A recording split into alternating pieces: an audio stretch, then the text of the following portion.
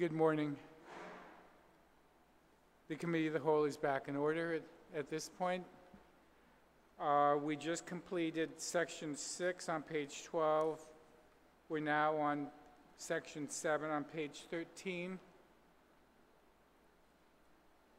Senator Espadon, do I understand you have one small amendment there? Or the No, next page? that will be on the next page on Section 8. Okay. On Section 7,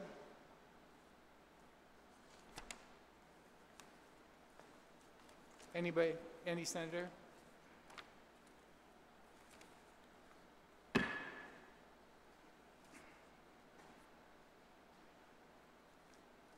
Section. I could amend it out. Section 8, First Generation Trust Fund Initiative. That's me, Mr. Chairman.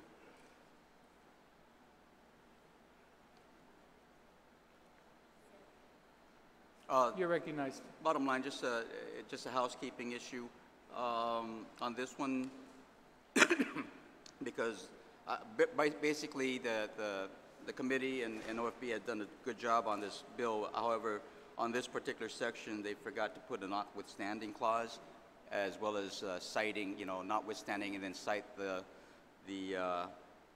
TEFF fund. And so that would be the technical correction that needs to be made to this section. Okay. Any objection to that notwithstanding and including the section? Legal counsel will take note of that technical amendment. Thank you. Any objection? On on Section 8, anything further? Anything further? Page 14.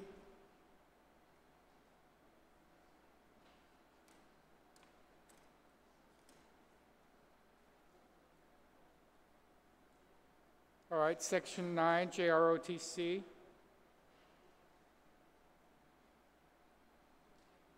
Anyone? Section 10, Summer School Fund.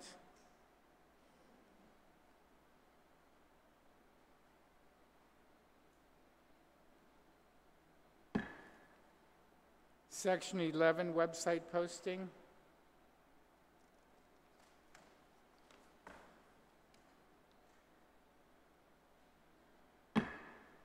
Section 12, reports required of the superintendent.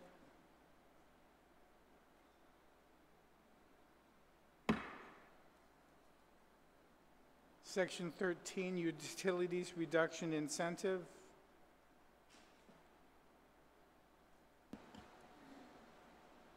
Mr. Speaker, I have something, but I'm going to introduce that amendment on miscellaneous towards the end of the budget. It reference to the utility reduction benefits. Okay? You have one? But I'm just making note that I'll introduce it later in the budget under miscellaneous for GDOE in reference to renewable energy. Okay, that'll be later. Okay, thank you. Thank you. 14, cost savings incentive. 15, local fund reimbursement.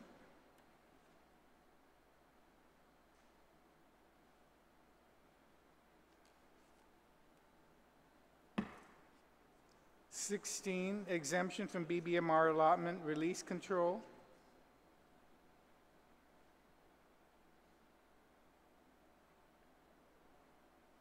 And this is the one where we try to protect them.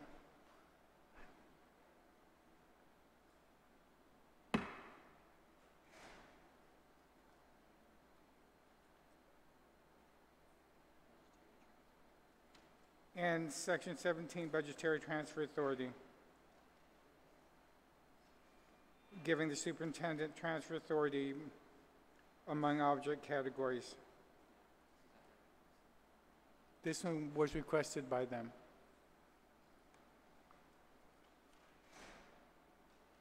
No one? Thank you very much. We have gotten through GDOE. Part 2, University of Guam.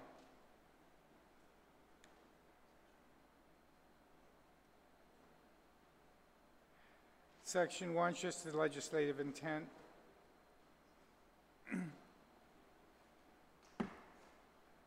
Section 2, the appropriation for the University of Guam.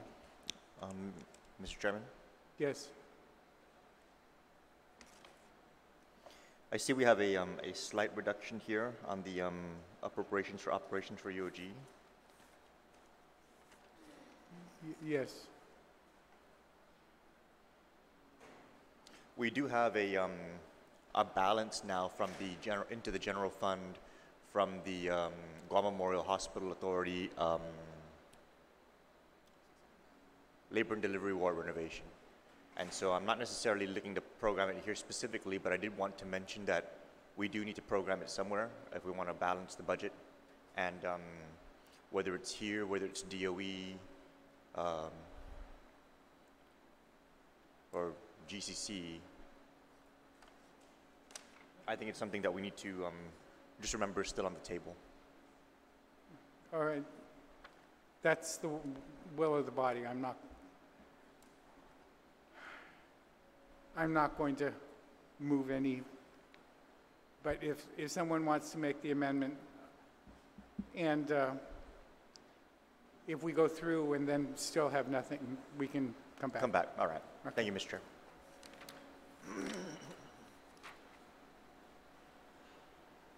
All right, we're on section 2, the appropriations.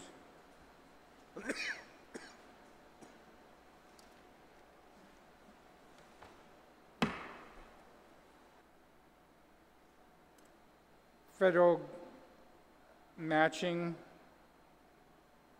$4,518,6181.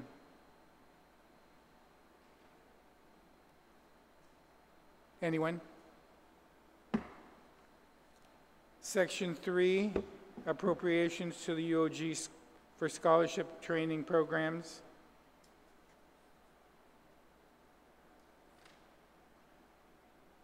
Mr. Speaker, could you just confirm whether any amendments were made to this section earlier? None? Okay, None. thank you.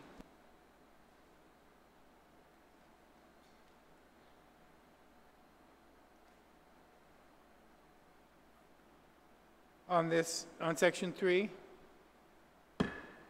section 4, Aquaculture Development and Training Center. Mr. Chairman, Yes. earlier this year, a bill was introduced at the request of the university. They're trying to acquire adjacent property, and they're currently in negotiation with the Chamorro Land Trust Commission to be able to acquire just additional property to be able to expand their aquaculture operations. And the way it's set up right now, it encroaches into Chamorro Land Trust. So I would like in section 4 to put in the language that would allow them additional flexibility where it reads on line 22, for the sole purpose of funding the continued operations of the Agriculture Development Training Center and the acquisition of additional real estate for expansion. Now, you know, I don't know, they're still going through the appraisal and the negotiation with Chamorro Land Trust, but if we can put that language in there to give them that flexibility. Okay, will you allow legal to write that section? Or, Yes. If legal will. If everybody's agreeable to something along that line?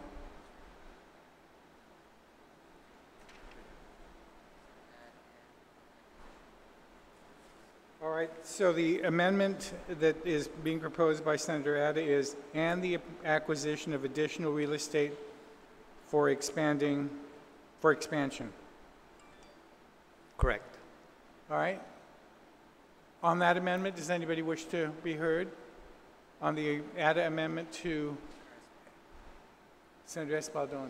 Just real fast, if I may ask, is there the mover of this amendment, if first of all, I guess how how large of a piece of property are they looking to acquire? If they are encroaching and maybe even looking for additional land, I'm not sure. And the reason why I ask that, because there is no dollar figure associated for that. And I know they're still in negotiation. However, I believe that this amount for development and training, 114 basically is already encumbered or will be encumbered in total. So because there may be some extra funds available, that if that information is known and shared, maybe we can put some money towards the acquisition of further real estate. I don't have that information, Mr. Speaker. All I know is that they're in discussions with the Chamorro Land Trust. An appraisal is required before we can put it on third reading. So I'm hoping that, so that's the extent of what I know. I think when you put it on third reading, maybe they can just add some appropriation money for this at that time. If it's more than what's already appropriated to. Well, I don't know if this amount of 114,000 is in fact already encumbered. I don't know. Yes, I think that's what he's saying. Yeah. But I'm saying that right now, we built this from what they gave us. Right. And so when and if you approve the acquisition, maybe at that time, one can consider the additional money to them for it. I won't make any Or motion. amending the statute to allow for the president to transfer it, whatever, within the... Yeah, I'm just asking that, under this appropriation now, conceivably, I would think, the president has some transfer authority, correct? So to come in and substitute some of these funds and be able to use, if it's feasible, to continue with that, the acquisition that they're pursuing. That's all. So I won't make any amendment at this time. Thank you. Okay. Mr. Chair. So on the add amendment, is there any objection? Thank you. thank you. Any further amendment on that section? If not, Section 5, appropriation for Weary.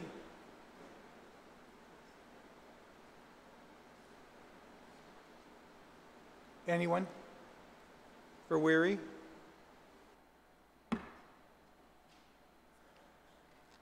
Section 6, appropriation for Weary's Comprehensive Water Resource Monitoring Program.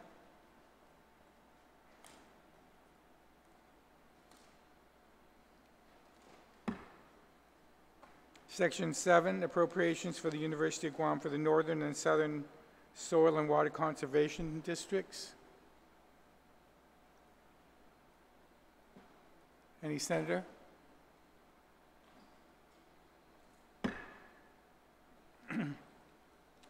Eight, KPRG.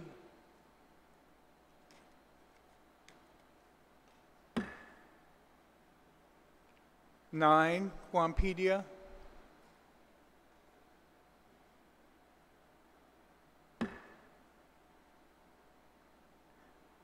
10, UOG Capital Improvements Fund continuing appropriation.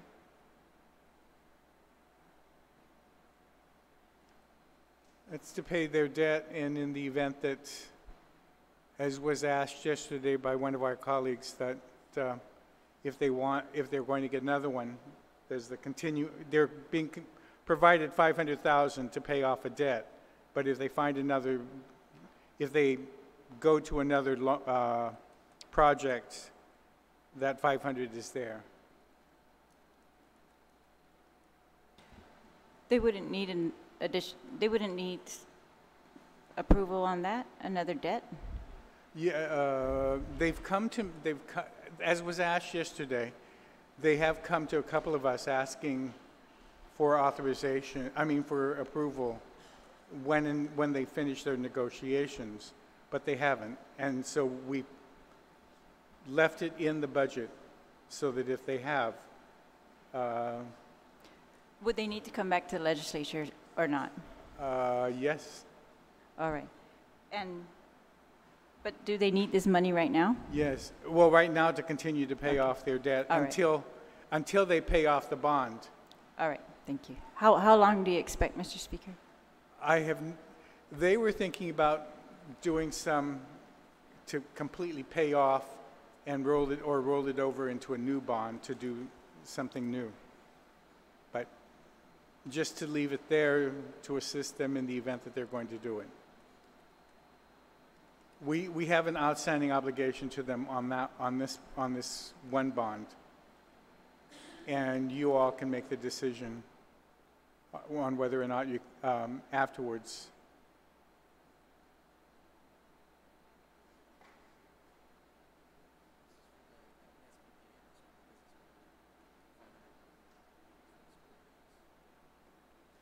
This is for the student services,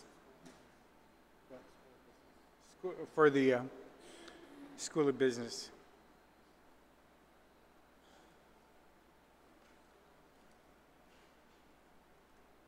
Okay? Anyone? On section 11, the UOG Capital Improvement Fund appropriation of $874,056. This is for the for the Student Center and Engineering Annex. Anyone? Is this was this in last year's budget, Mr. Speaker? Yes. Those buildings had not been begun at that time, so did they use the money? I know they had the groundbreaking, and they've had some work. I have no idea how much money is left. And they didn't receive all of their funds for last year. I mean, they're for the last 2 years, they've been shorted several million, so they probably haven't received this, though we've appropriated for it.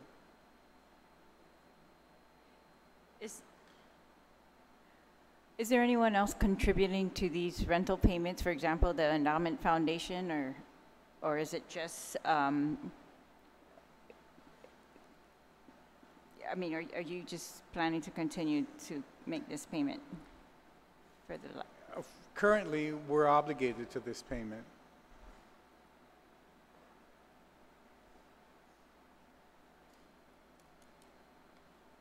So is there a fund that this money's been going to, and it? If they had received the cash, Right. it would. All right. I'm just saying, if they haven't been Yeah. able to use it, and if it's been sitting there, maybe the rental payment, they've got enough for that for this year. I'm just checking. I'm trying not to get continuing appropriations. So I'm not sure if they received, of the 27 that they're supposed to be receiving, they've never received the full amount. They've been short. So what they book it to, I'm not sure, and whether or not they say that they've received the money for this one. All right, then can you just confirm whether this UOG Capital Improvements Fund is a fund that's managed by UOG, or is it a fund that's managed by Department of Administration? Because if it's DOA, we should know the balance, right?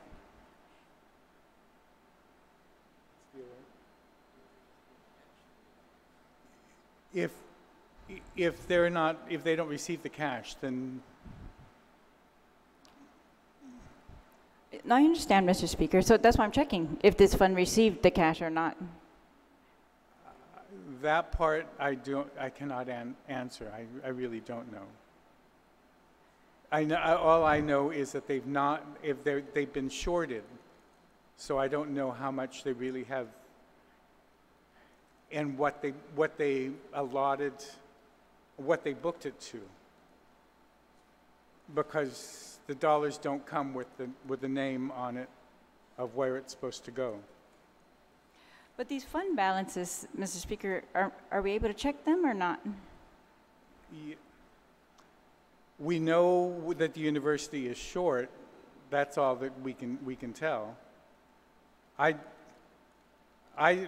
don't think OFB has access to the UOG accounts. So I can't answer that question. So this account is a UOG controlled account. And if the Yes. cash went in, they've got it. We don't know the balance of it, and If that's all we're going to say. all I know is that they've not received all the appropriations that we have authorized, and so what they put it in, what little cash that they do get, I don't know where it actually goes, and whether or not this is one of the places that has not received it since they just getting ready to start the building.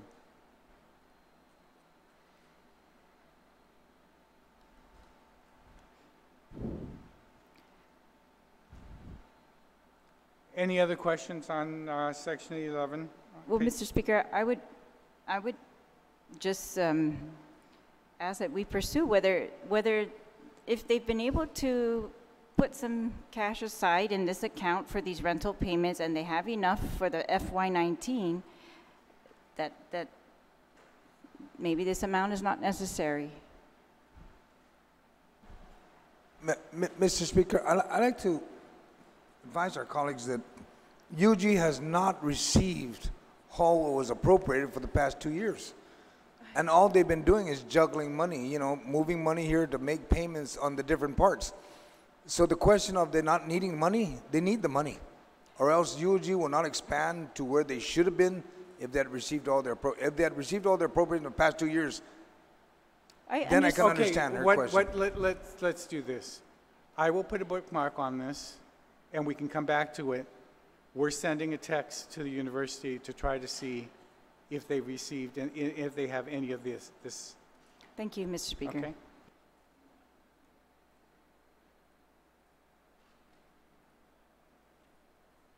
Section 12 is the Cantor Trust Fund. In this one, we've not appropriated any money. We understand that they've received money for this one because this is a completely separate from the Healthy Futures Fund. They've received some cash, and they do have a cash balance. And since we needed to balance this budget, the committee has decided not to appropriate any additional funds here. I believe this is what you were.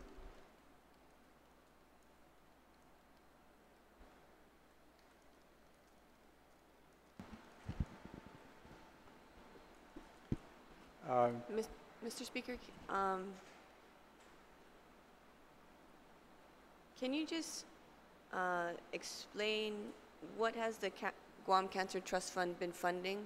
I know it says in statute, but does this go directly to families that's go off The island for university treatment? itself does not give grants to families. Part of the money is used by the university for some research, and then the university is the pass-through. They have a committee that oversees these funds, and they receive applications from nonprofit organizations, and the nonprofit organizations, such as Cancer Care, such as EC, such as others, they do assist families directly. All of the appropriations and cash that they have received in this fund, they have not granted out or doled out, as it were, and so they have a cash balance in this account. So the committee decided that rather than appropriating more Healthy Futures funds to them this year, we would use it elsewhere, and so nothing is being appropriated this year because they have a balance of, I think, What is the balance, Mr. Speaker? a little over $4 million that they've not given out yet. It's subject to grants. And what kind of research do they do, Mr. Speaker, at EOG in regards to cancer?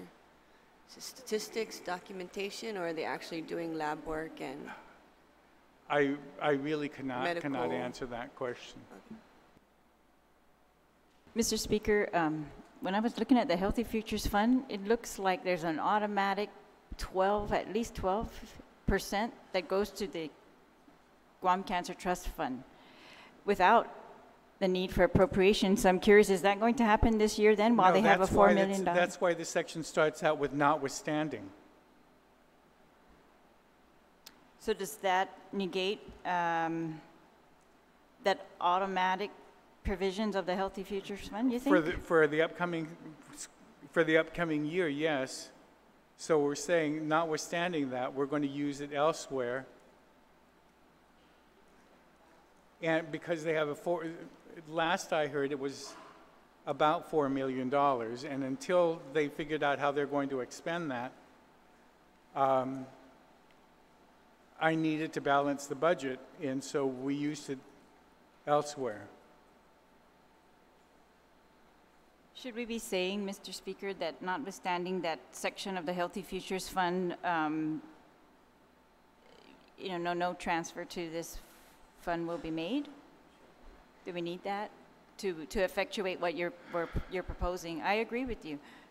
Okay, then we'll make it an amendment that rather than notwithstanding any other provision of law, would you accept it as a technical amendment if I instruct legal to write in the actual section that says that 12%, notwithstanding that 12% provision? Yes, yes, I would, Mr. Speaker. Thank you. Thank you. And Mr. Speaker, may I ask one more question? On this 5%, is this what you recognize as a standard for administration of funds? It's actually less. This is less. 5 is yeah, less. Yes. Oh. What would you say? They usually ask 10% for administrative costs, and I've told them no. Okay. This money is Healthy Futures Fund. You're not going to benefit from it.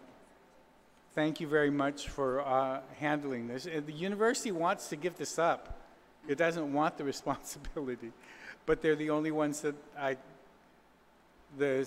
Senator Rodriguez and I felt were responsible enough to be able to handle this, and they had the finance office, and I have received complaints from them that they spent an inordinate amount of time, and they would like to ask for more than it, but no. All right. Thank you, Mr. Speaker.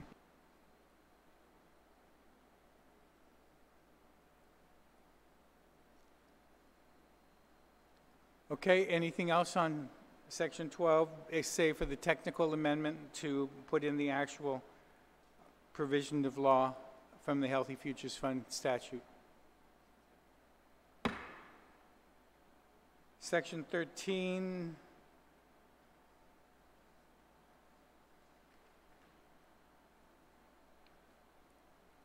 on the First Generation Trust Fund Initiative, anyone?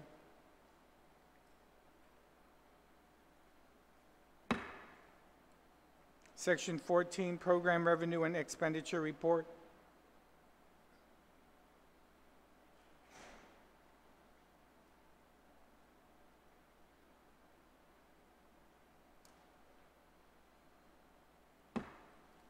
'15, Program Annual Reports.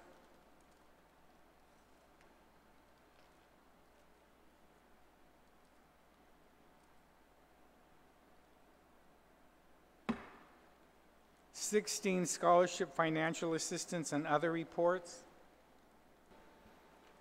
Senator Ogden. Thank you very much, Mr. Speaker. I know that in this fiscal year's budget and also prior fiscal years, there's a requirement for reporting.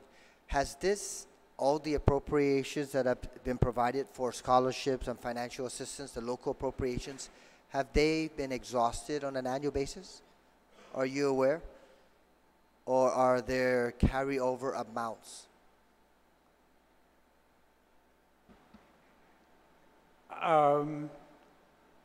As I understand it, as much cash as they actually receive, they give out. I'm sure your office, like my office, receives calls that they've not received And students, both locally and away, have complained that they've not received their payments, and so your office and my office and the chairman's office have called the university, find some cash to pay, and we'll figure out some way of getting administration to give you cash. So in short, you're saying yes, whatever cash that they have received, they've been able to exhaust. They are trying as much as possible. Yeah. And the only reason why I bring that up, Mr. Speaker, is obviously in addition to allowing for carryover, you know, there's already a mechanism, the First Generation Trust Fund Initiative, where if in fact there's any balances, outstanding balances that otherwise should have been utilized specifically for scholarships or financial assistance, that's another form of allowing those funds to be utilized also to support that initiative. But there's no amendments. Just wanted to find out if in fact everything was being exhausted, and based on what you just stated, the cash that has been received has been exhausted for these particular purposes. Thank you very much, Mr. Speaker. Thank you. Anything else on 16?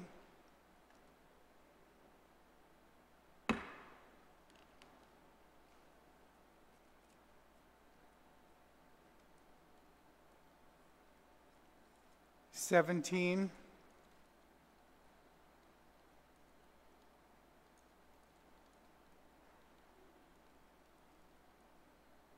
You'll note that on line 4, we give them authority to transfer appropriations into the scholarship fund to try to make up for that when we get those calls.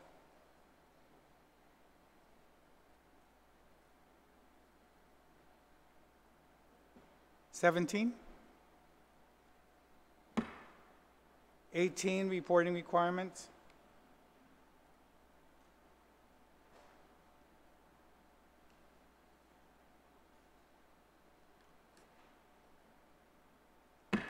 We have closed the university. And with the 2 bookmarks on Weary and, okay? Oh, maybe we can deal with the bookmarks on it. We just received word from the university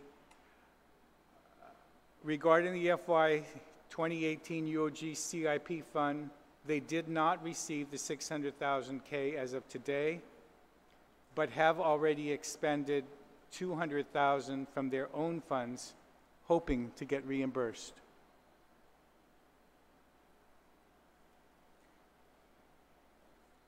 Okay? So can I take the bookmarks out? Thank you. We've closed the University of Guam.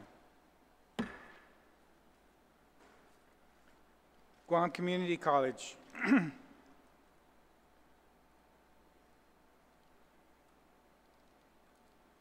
First part's the legislative intent.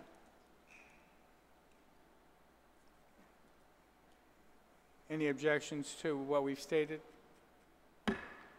Appropriations.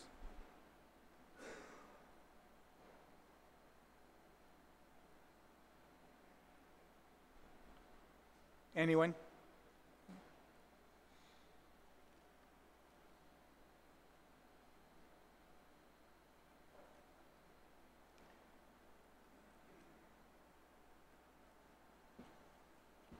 The total amount, so appropriation on A, the appropriation on B,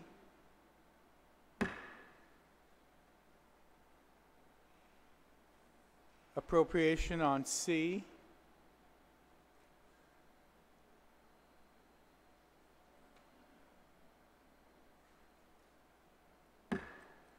appropriation on D,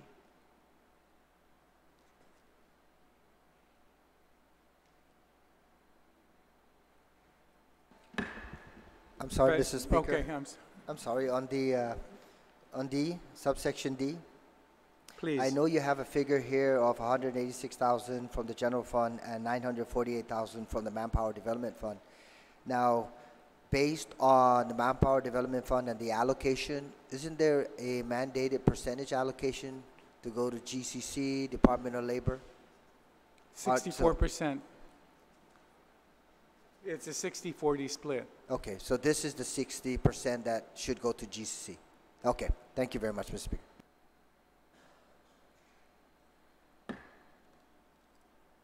Federal matching.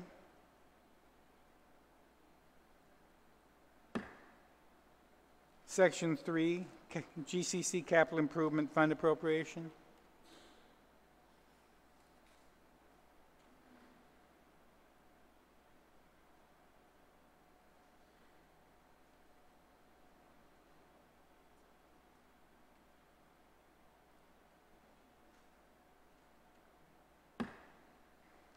First Generation Trust Fund Initiative.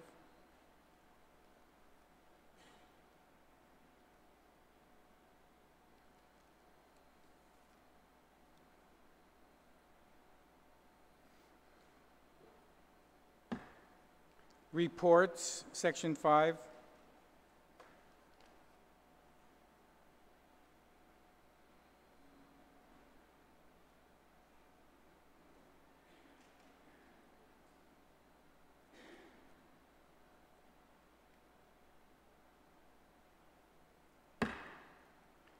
Section 6, reporting requirements.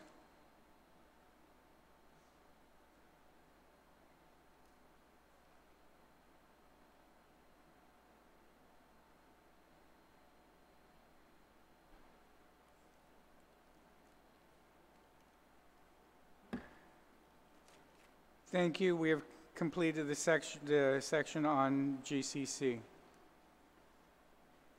Part 4, the Guam Commission for the Educator Certification.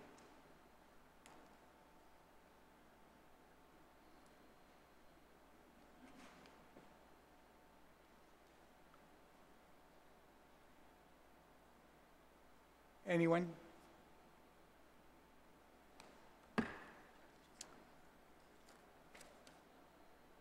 I'm sorry, go ahead. Mr. Speaker, just to clarify, this is for the teacher certifications, right? So they administer certifications for teachers who are qualified with praxis, gives them their temporary certificate, or they're teaching 1, teaching 2. Thank you, Mr. Speaker.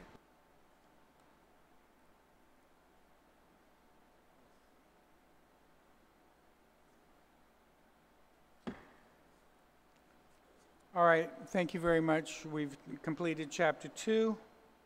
We're now on Chapter 3, Health, and we're going to start with Guam Memorial Hospital. If anybody has any amendments in this section, please get them to the copy machine and so we can start. Do you have any amendments? Thank you, Mr. Chairman. Good morning. Mr. Chairman, my amendment, I'm not sure I want to get your guidance if we're going to address it here or do we address it in the miscellaneous provisions. This is part of the tax amnesty proceeds that we'd like to use a portion of for GMH, and so I'll take your guidance on that. And it's an addition to what you already have on 129, page 129. Okay, you want to use more than the 5 million that we've addressed, and I think Speaker has, Vice Speaker has asked for the balance of the 16 million in the tax amnesty to go to CMS. Is that correct, Vice Speaker? You would do your amendment. Okay. So we can just bookmark at least and come back when we get to miscellaneous provision, Okay, if that's okay. all right. Okay, thank you, Mr. Chair. Just have it ready and we understand that it's going to GMH. All right. All right, Section 1 is the legislative intent.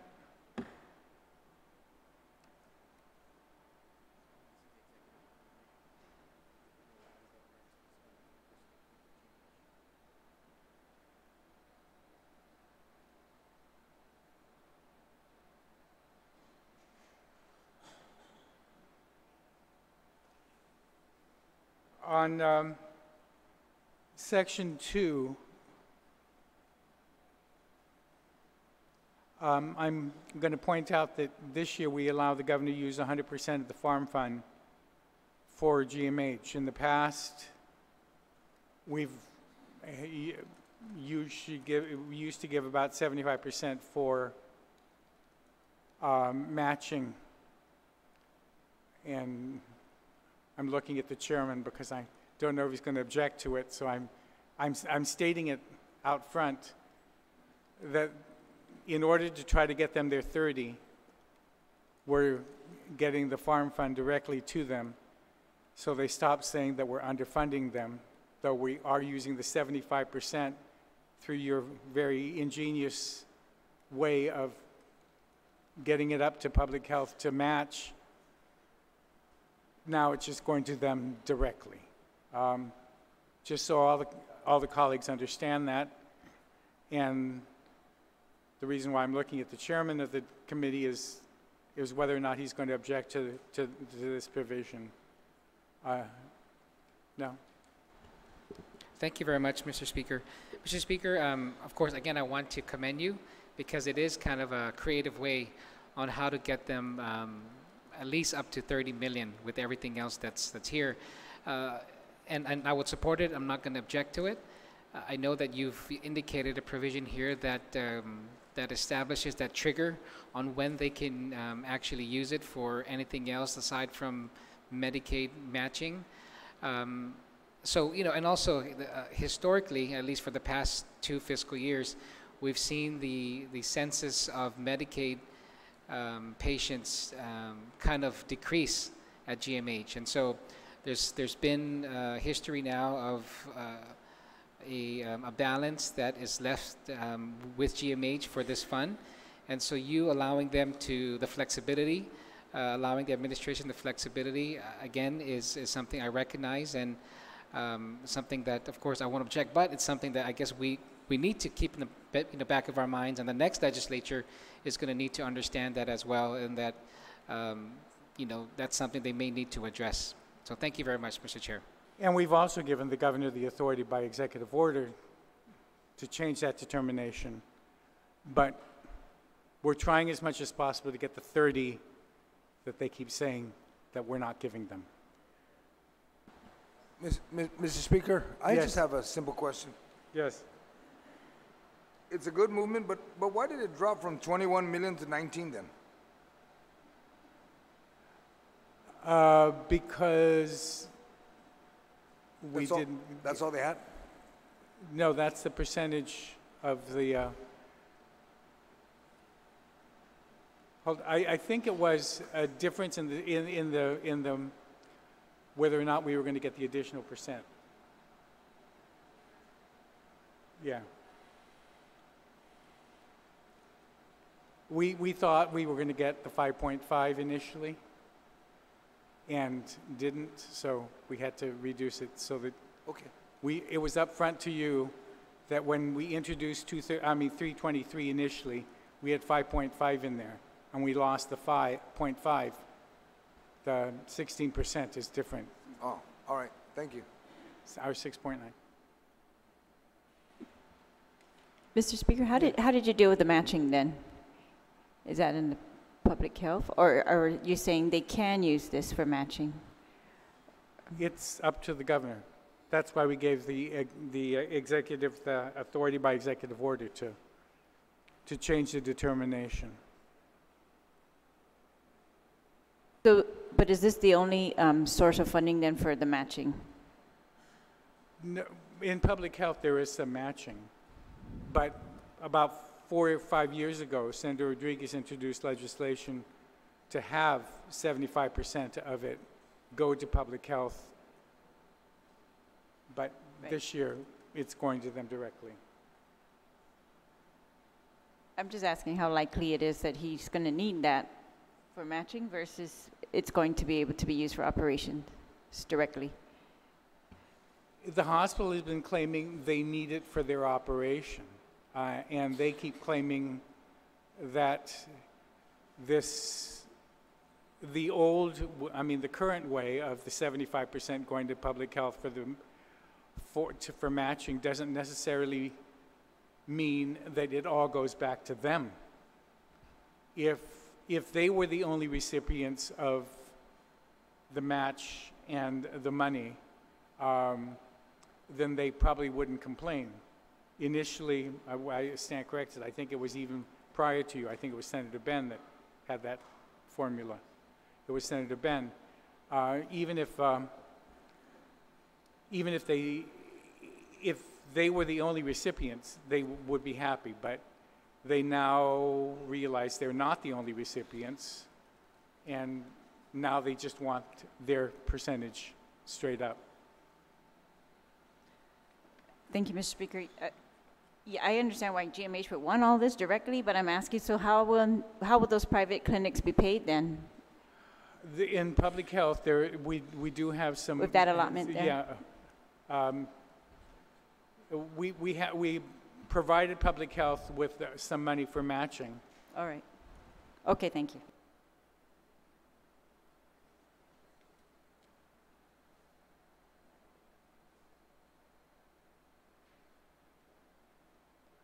Okay, the farm fund. Thank you, Senator, Mr. Chairman of Health, for agreeing to this.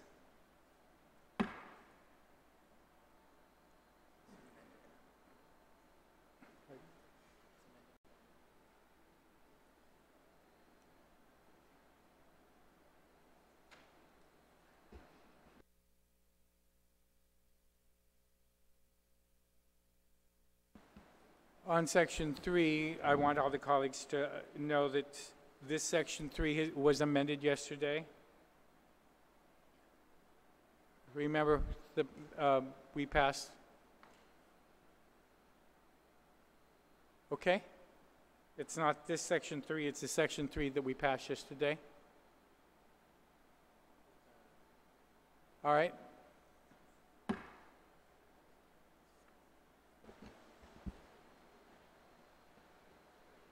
No. All right.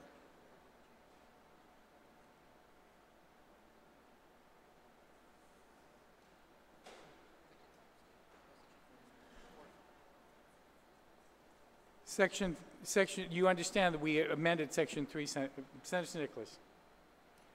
On Section 4, Mr. Chairman. Okay. So I just want to get through Section 3. Section 3 was amended yesterday. Yeah, so this one's out. What you have in the book is out. We passed a different Section 3 yesterday when we had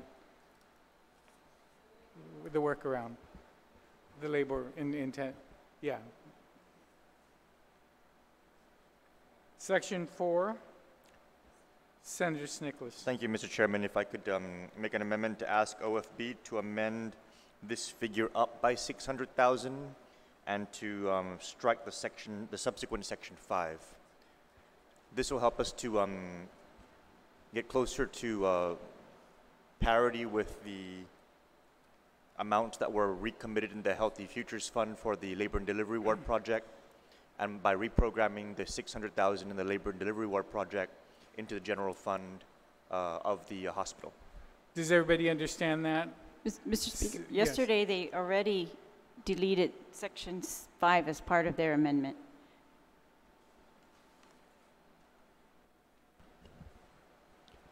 Yes, he did. And so he's saying that 600 should be added back into this amount.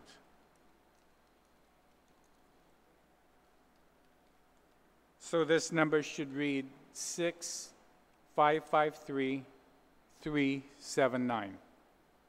6,553,379. Okay? Taken the 600 from 5 and added it on to 4.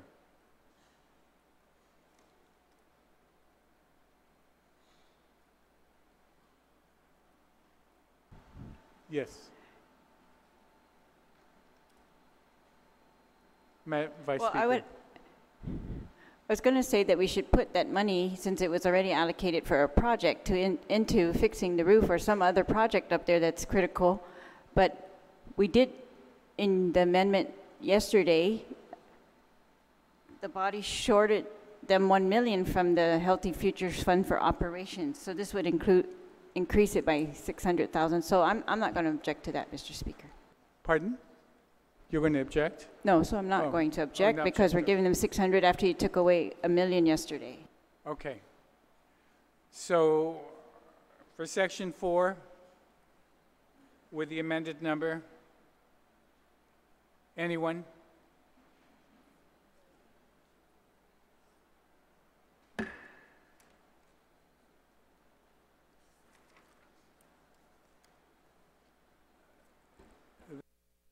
That's closed. We finished GMH. We're now moving to public health. Does anyone have any amendments in public health? Please make sure that they're are copied and ready for distribution. Senator Rodriguez. Thank you very much, Mr. Chair. Mr. Chair, just like the previous section with GMH, on the, we're circulating this now. This is the tax amnesty proceeds. There's $4 million that we've been made aware of that is going to be a shortfall for fiscal year 2018 for the Medicaid program. And so part of the proceeds that I'd like to propose, perhaps later on in miscellaneous provisions, is to add that to this, to public health, so we can bookmark this as well. Okay, thank you. We'll note that you're going to be putting that in miscellaneous provisions, and we understand that. Thank you very much for your... On Section 1 for Public Health and Social Services,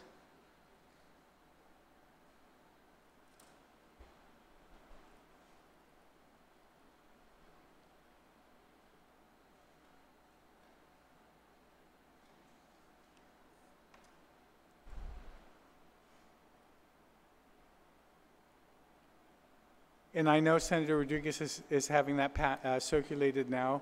Please don't lose it, so that we don't have to recopy it later. Just save it someplace or stick it in the miscellaneous provision section so that when we get there, we know that it's going into miscellaneous provision. But on the appropriation,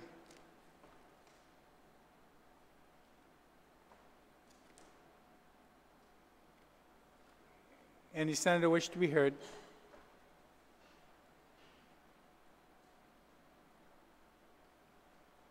Vice Speaker?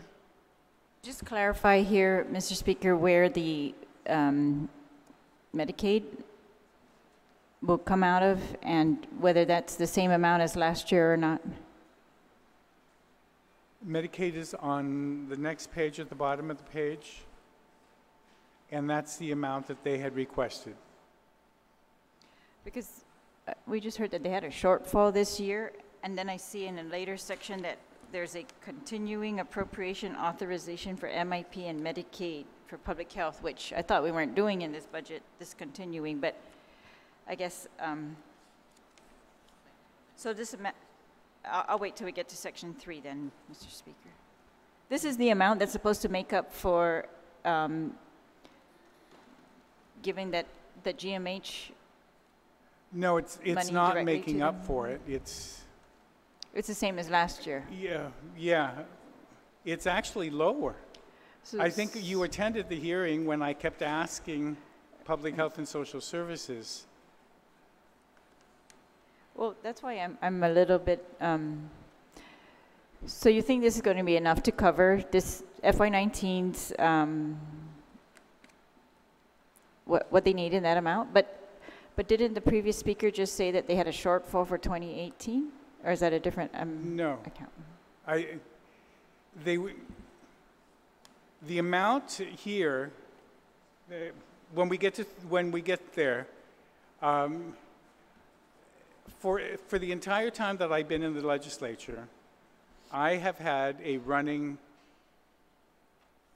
joke with Medicaid about the amount of money that they keep asking for, and it's been going down every year. And this year at the public hearing again, I spent a good 5 minutes asking them, are you sure, are you sure, are you sure?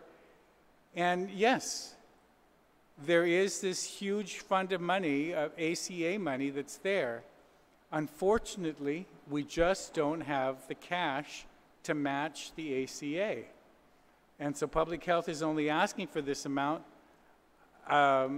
in spite of my asking them at least a dozen times.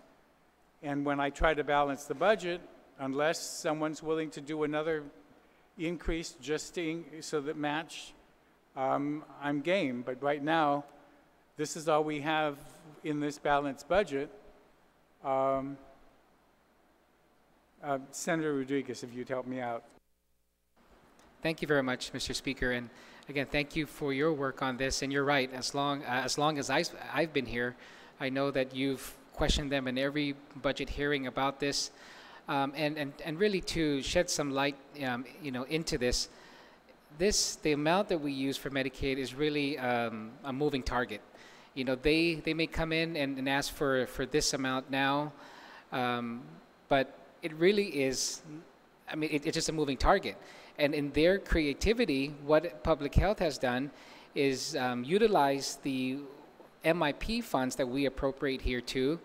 Portion of that is being used, they transfer it to the Medicaid program when patients qualify. Because we know that non-residents, non-U.S. citizens don't qualify for Medicaid. However, when they do go to a hospital and it's classified as an emergency service, then Medicaid covers that. That's when they transfer MIP funds into Medicaid to get that, in order to get a little bit more from the federal government. And so they've been creative that way. That's how they've been able to make up the shortfall. And we've known in past fiscal years, when it comes to a point where towards the end of the fiscal year they're seeing that there is going to be a shortfall, that's when they come to us. And whenever we could, and through you and even to the former, the late Speaker Ben, we were able to identify the funds needed to cover those shortfalls. And so until such time we have a real health care system where there's expanded health insurance coverage, this is the way it's been. So we're hoping that one day we'll have a real health care plan that shifts the expenses towards the front end rather than the back end, which we're doing now. But for now, this is what they requested. We know that is probably more. If they could ask for more, they would ask for more. But they try to make do with what they have. And when that opportunity comes, like it has arisen now with the tax amnesty money, we're able to address those. And so the next legislature again would have the ability to provide that assistance as well. Thank you. Thank you. All right, let's see if we can get through this now. Page 31, just the public health appropriation for their operations.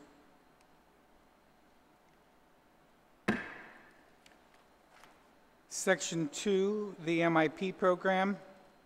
Again, this is the amount that they requested.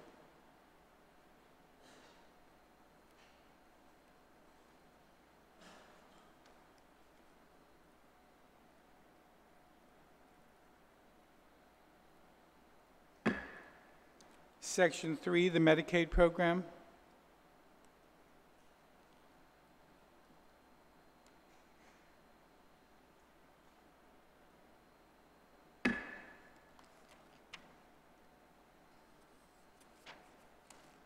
Section 4, Children's Health Insurance Program.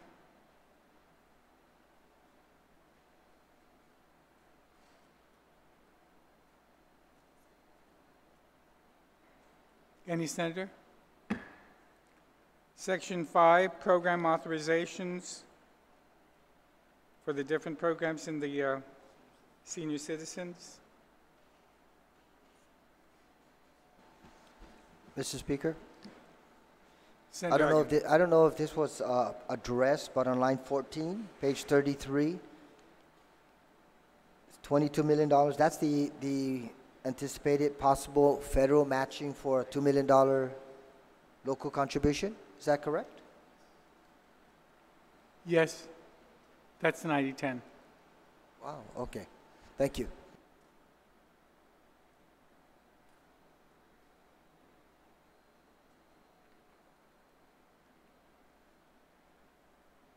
Section 4,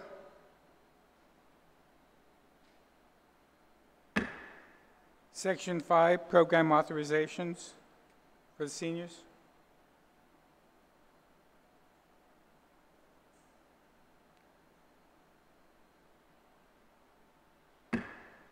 Section 6, public assistance program payments.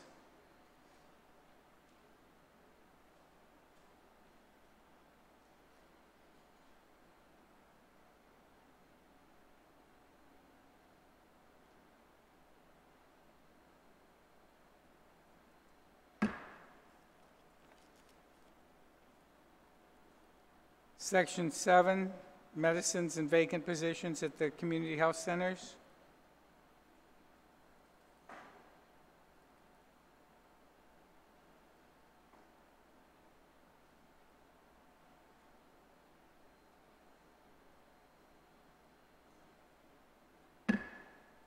Section 8, enhanced allotment plan.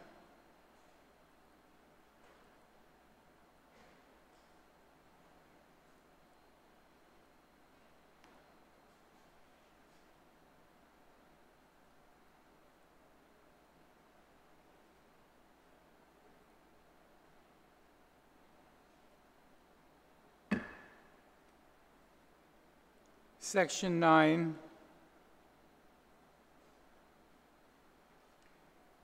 and I thank the Vice Speaker for pointing out that this is probably the only area where I've granted some continuing appropriation authority. Because of the strange way that they get their billings up there and how it works. Maybe the chairman might be able to help me explain it. I don't know, but it just takes time to move it through. We're trying to make sure that we pay all of our, please. Thank you very much, Mr. Chair. I'll try to just bring some light into this. Well, yes, the way that works is that the bills may come in to public health. However, these bills are not processed until the identification of funds, the cash, the actual cashes are there. And so, bills may come in. However, it's not processed right away until they coordinate that with DOA and BBMR to ensure that these funds are there so that when it's loaded in, there's actual cash there to pay for these. And sometimes these come in, especially now where they're anticipating some shortfall towards the end of the fiscal year. This is when those bills that they haven't processed, they won't process until funds have been identified, and then that's when they move forward. So I support this effort. So thank you, Mr. Chair. Anyone? Anybody else? Thank you very much, Mr. Chairman.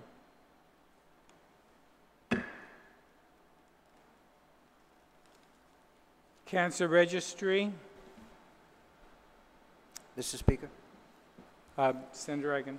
I know I don't have this in writing, Mr. Speaker, but to be consistent with language that was used in a previous amendment on line 21, if we can delete the word pursuant and put notwithstanding, or pursuant to, and then insert the word notwithstanding, because the mandate is that 1% of the Healthy Futures funds be allocated specifically for the Guam Cancer Registry.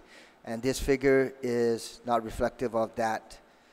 So it's very similar to an amendment that was proffered and amended yesterday, or supported yesterday. Thank you very much for catching that, Senator Egan. And legal, if you have no objection, legal will make the technical amendment to read the notwithstanding. Thank you again. Section 10.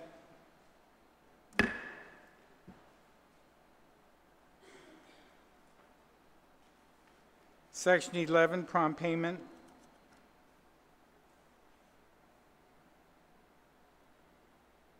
Senator Egan. Because this, thank you very much, Mr. Speaker, because this is a mandate that requires the processing of all MIP patient claims within 45 days. Is this being complied with? Or is there a backlog? Or I understand the original intent of this particular provision, but I just want to understand if we have a mandate in law, and if in fact it's not being fully complied with, then it makes it a challenge to some of the personnel there who are doing their best. I apologize to the good senator. I did not ask that question at the public hearing. So Okay, thank you, Mr. Speaker. unless the oversight chair has some information, I don't know if it's actually with. I don't want to say that it's not, but I'd be happy if it was, but. Thank you, Mr. Speaker.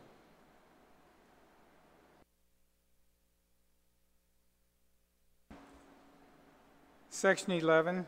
Mr. Speaker, going back to Section 10, Oh, I just have a question in reference to line 11. Any funds pursuant to this section shall not expended in fiscal year 2019 shall revert to. If they never get the money, how can they ever expend it? So I'm just questioning that section, that line there. If they never get the money, how do we expect them to get it to UOG to spend it for what is intended? So I'm just wondering if maybe that verbiage needs to be changed where somehow, I'm not too sure how the language should be written, but. no, this is money that's this is cash actually received by Public Health and Social Services from UOG from that fund. If they have cash that they don't use, then it goes back.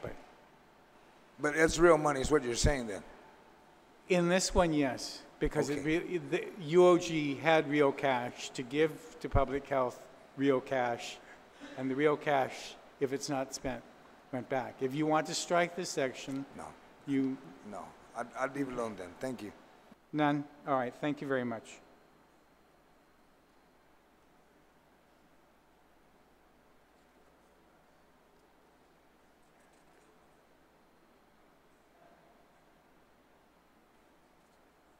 $11, 12, appropriation for foster children premiums.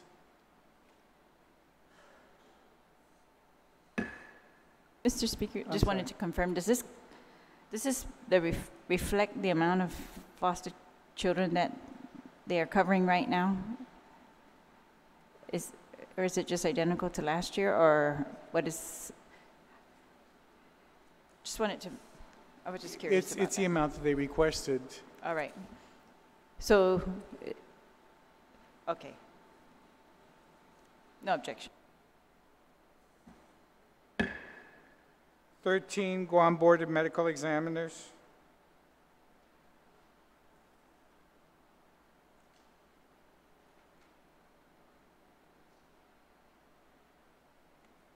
Anyone? 14, Office of Vital Statistics.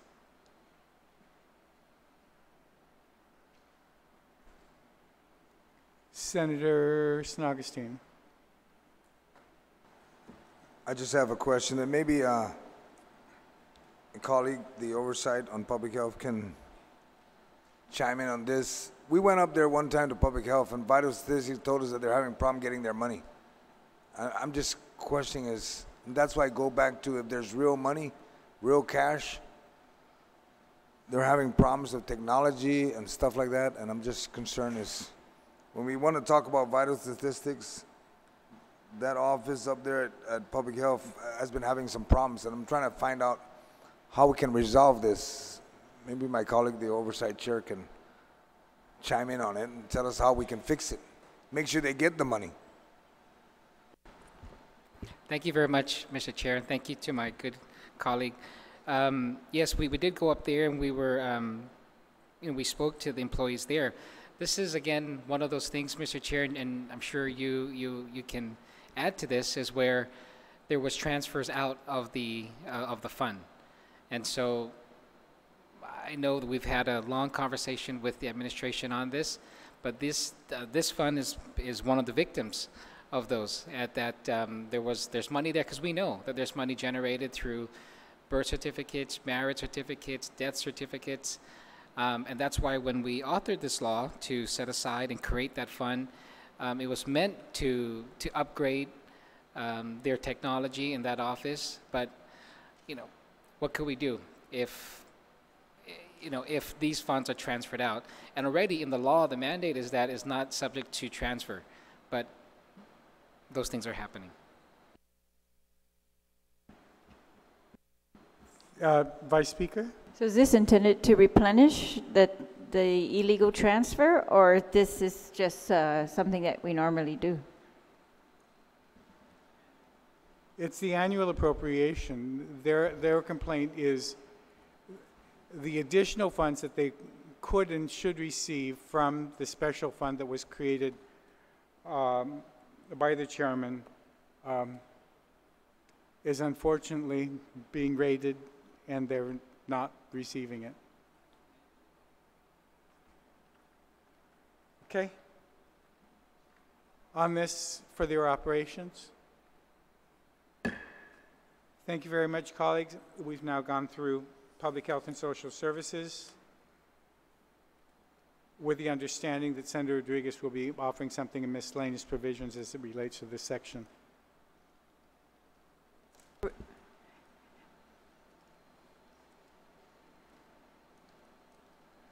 Not this. Is that correct? For behavioral health? Oh, no, I'm No. sorry. You're still on public health. Okay. No, we're closing public health with the understanding that Senator Rodriguez has something that he's going to, or at least he's notified us that he's going to have something in miscellaneous provisions that may affect this section. Okay?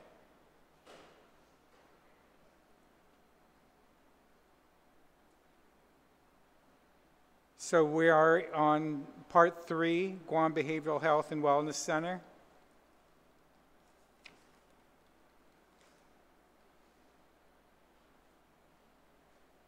Any senator wish to be heard on this section 1 appropriation?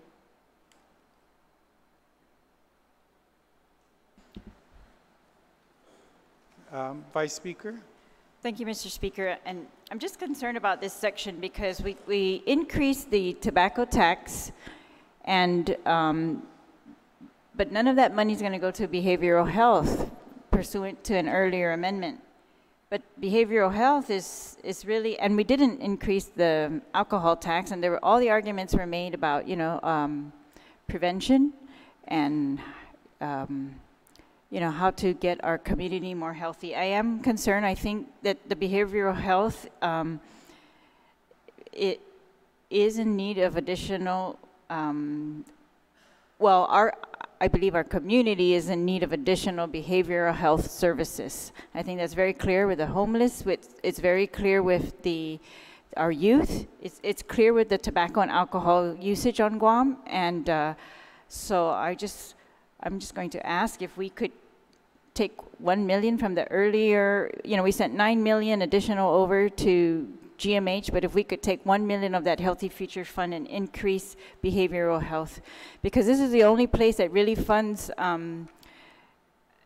these drug and alcohol treatment facilities, and they're contracting them out with private organizations who are doing a very good job. But I just think they all tell us that they're always full. I mean, they're still full. This is the problem we have with the old behavioral health.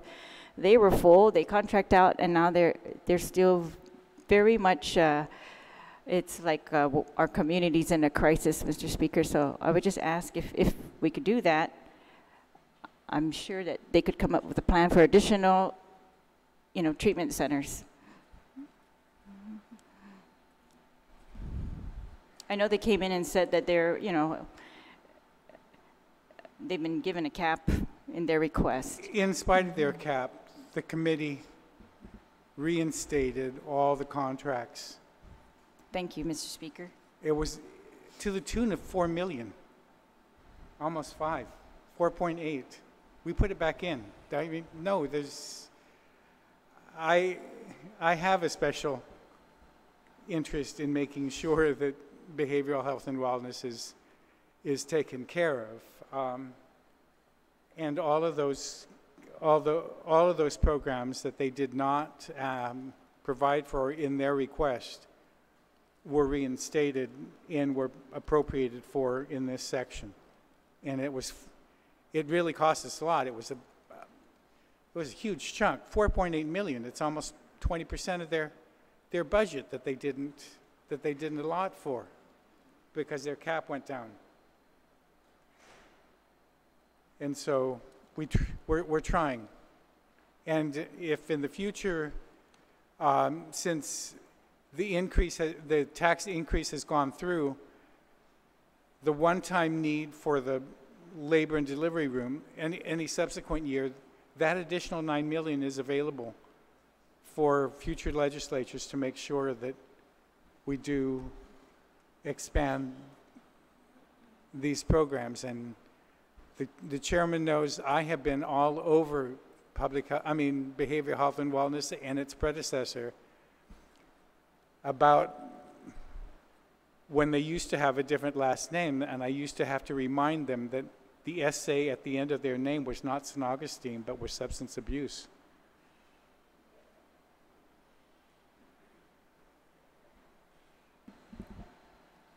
So I'm trying, we're trying, and we put them back in spite of their objection. I mean, not objection, but in spite of their not asking for it.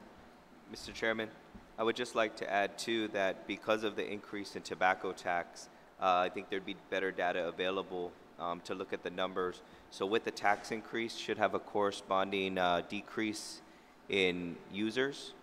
I think it would better reflect that in the future, if the body of the 35th legislature decides to make a policy decision, it'll be based on more accurate numbers.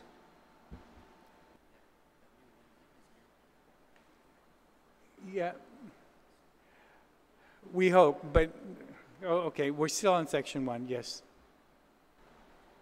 Again, Mr. Chair, thank you again for your work on this, and you're right. You've been an advocate for them as well, and for restoring the amount that was needed, because when they came in, to everyone's surprise, their request didn't fund the critical contracts that needed to be funded.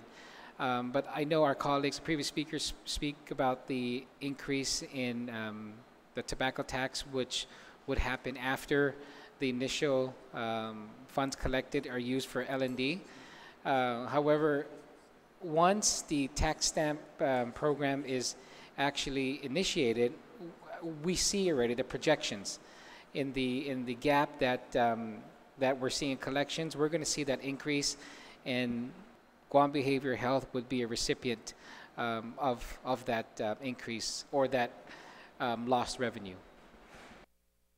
And when we get to section 2, the million there is a new appropriation for them, because they're finally going to do in-house. I mean residential. I mean.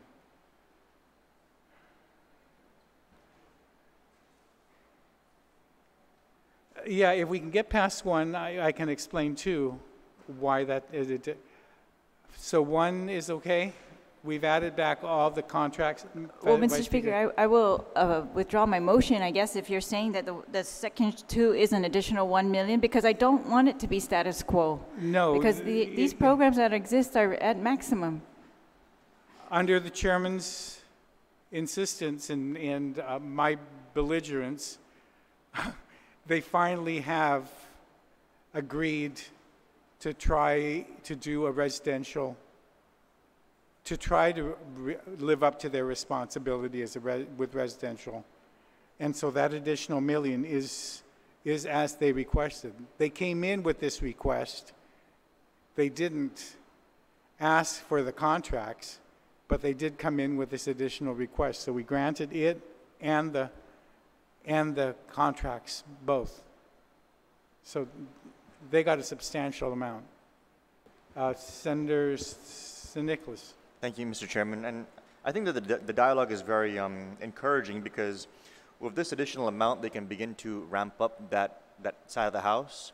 And then by fiscal year 2020, the $9 million that went to go and do the renovations will be freed up to further grow the program after they've already seeded it and established it and figured out how to expand it. So I think it's a healthy progression that we're looking at, and I think the dialogue is very encouraging for the agency, Mr. Chairman.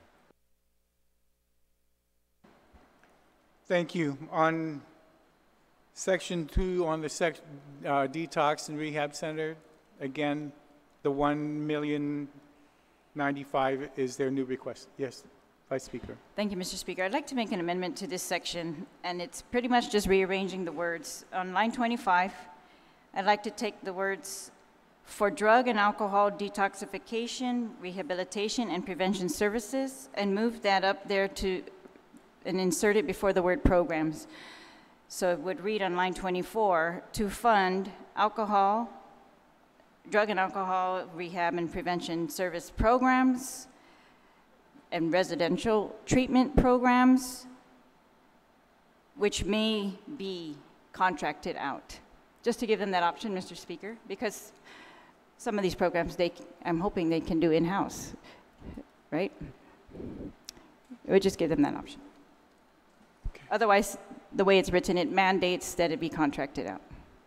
Thank you, Mr. Speaker.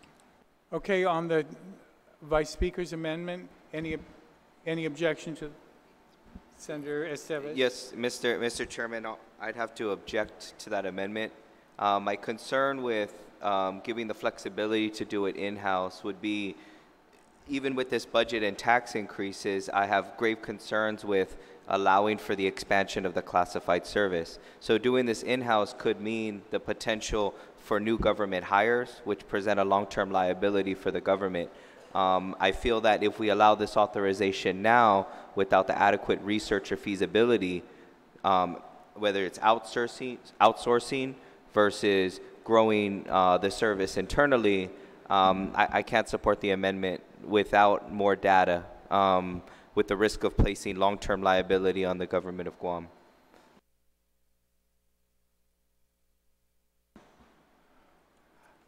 Senator Nicholas, Madam Vice Speaker, if you could just write down or restate the words, or just write it down so that legal has it, all right, of where you want it. Senator Nicholas. Thank you, Mr. Chairman. Mr. Chairman, I rise in support of the amendment. The funding sources are,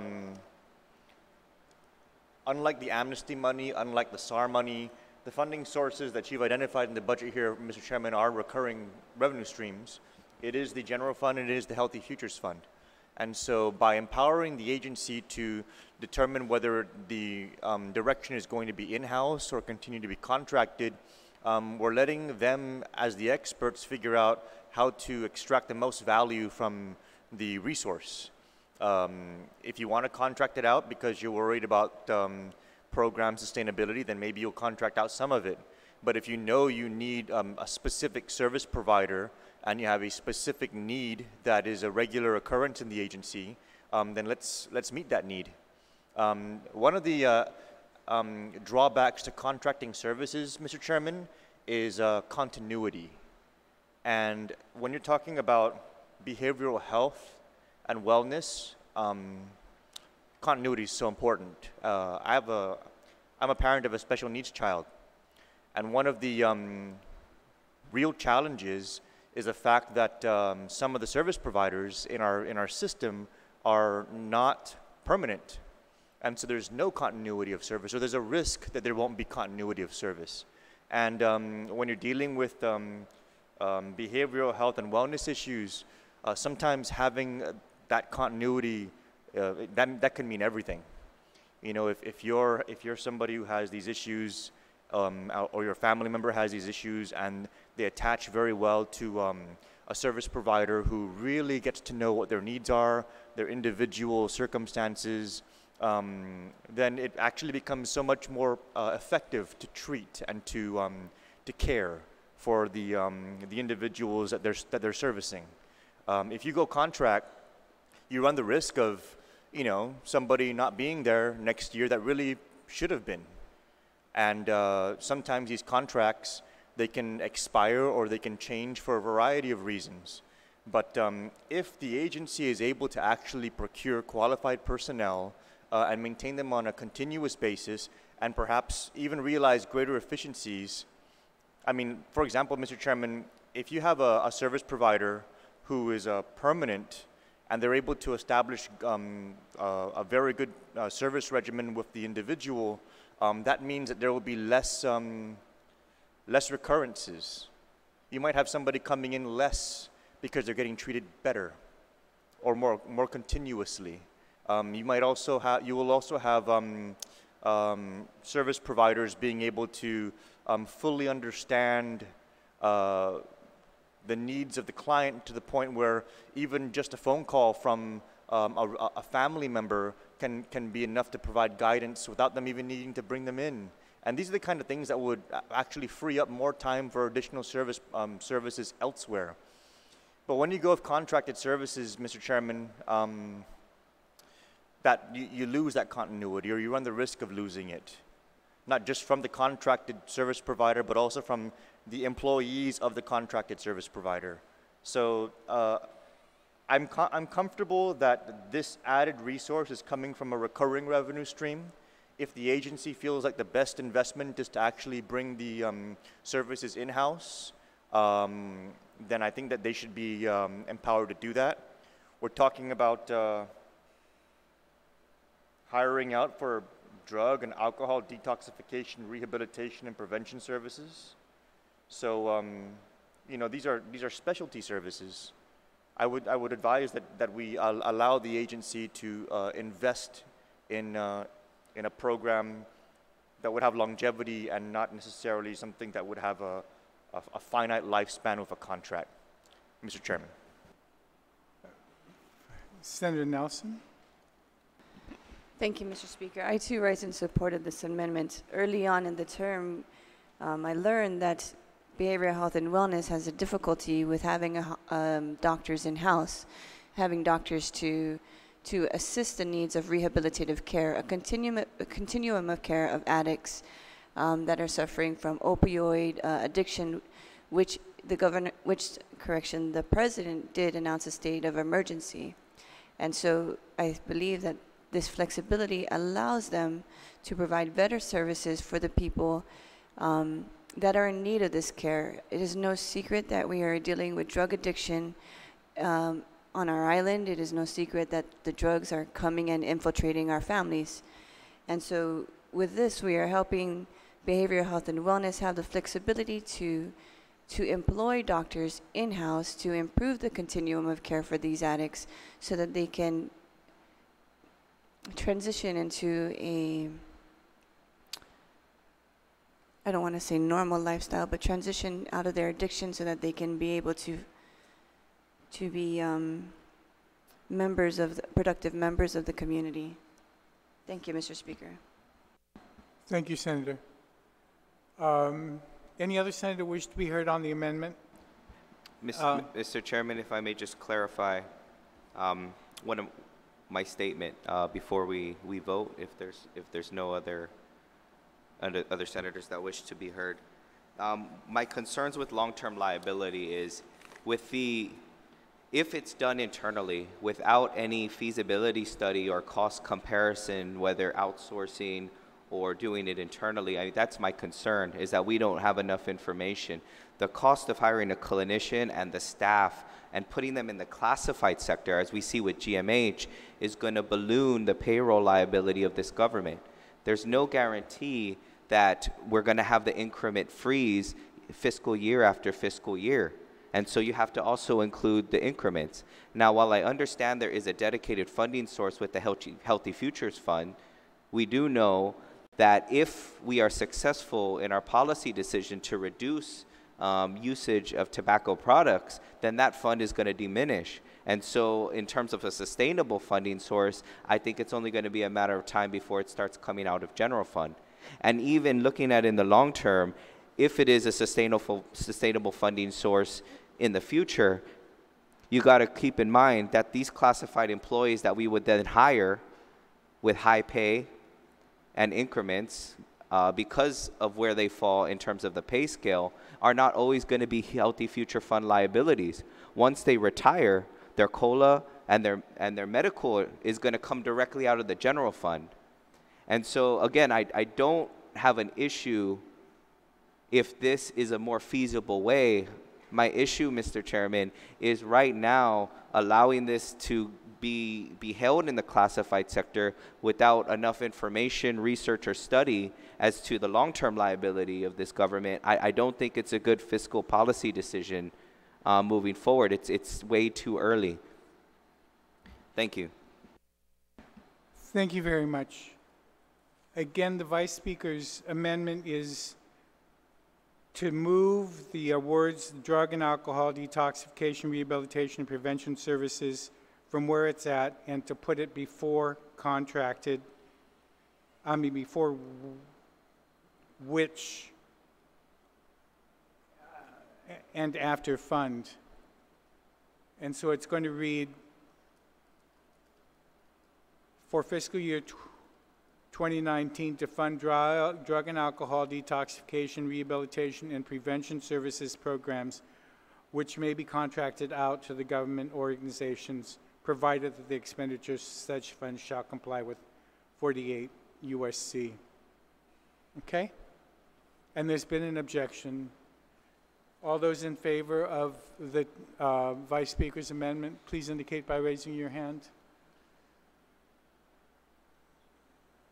Motion passes.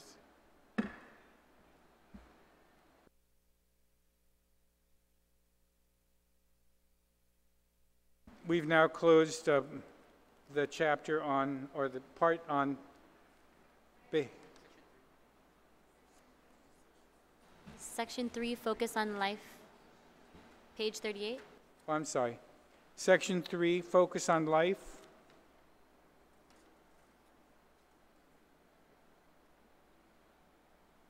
This was as requested. Thank you, colleagues, for your assistance in the behavioral health. Part 4, Department of Integrated Services.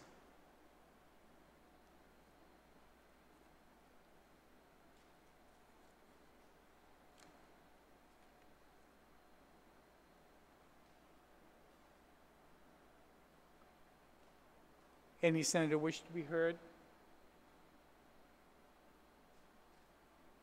Any senator wish to be heard?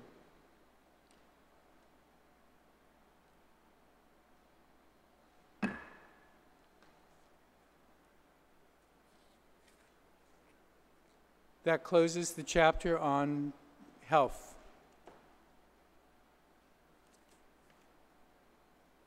We are now at the Judiciary, page 41.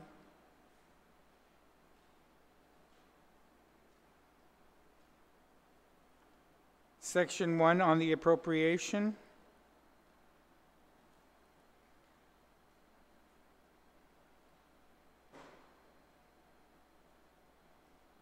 Any senator wish to be heard?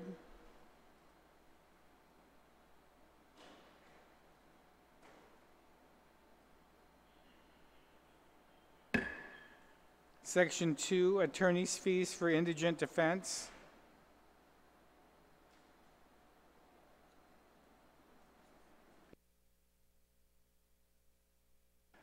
This is there as they requested the words. Madam Vice Speaker. Yeah, could you just remind us the effect of this, Mr. Speaker? In addition to attorney's fees, what would it be covering? Is this for expert witnesses, or is this for admin? It's for attorney's fees. They also have interpreters that they need. It's a whole set. This is the wording that they asked us to strike the sole purpose and have instead expenses related to indigent clients for mental health, for if they have to have psychological eval or whatever. Yeah, I can understand the expert fees, Mr. Speaker. What about the, we're now taking out this, where the last strike through allows it to be transferred?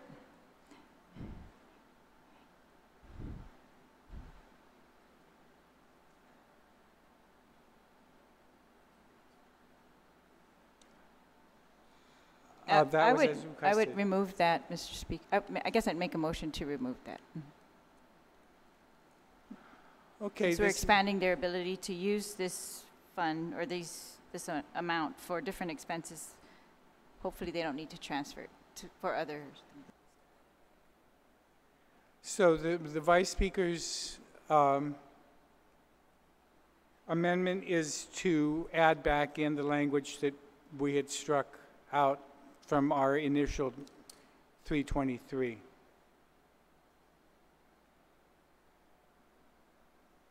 On lines 22 and 23. Is there any objection to the Vice Speaker's amendment? Any objection to the Vice Speaker's amendment?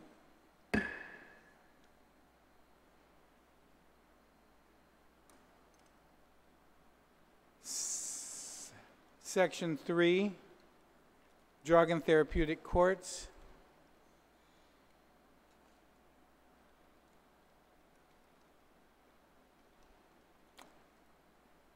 Any senator? Section 4, Family Visitation Center.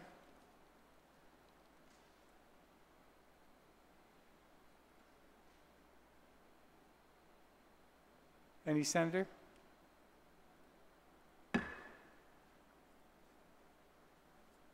Section 5,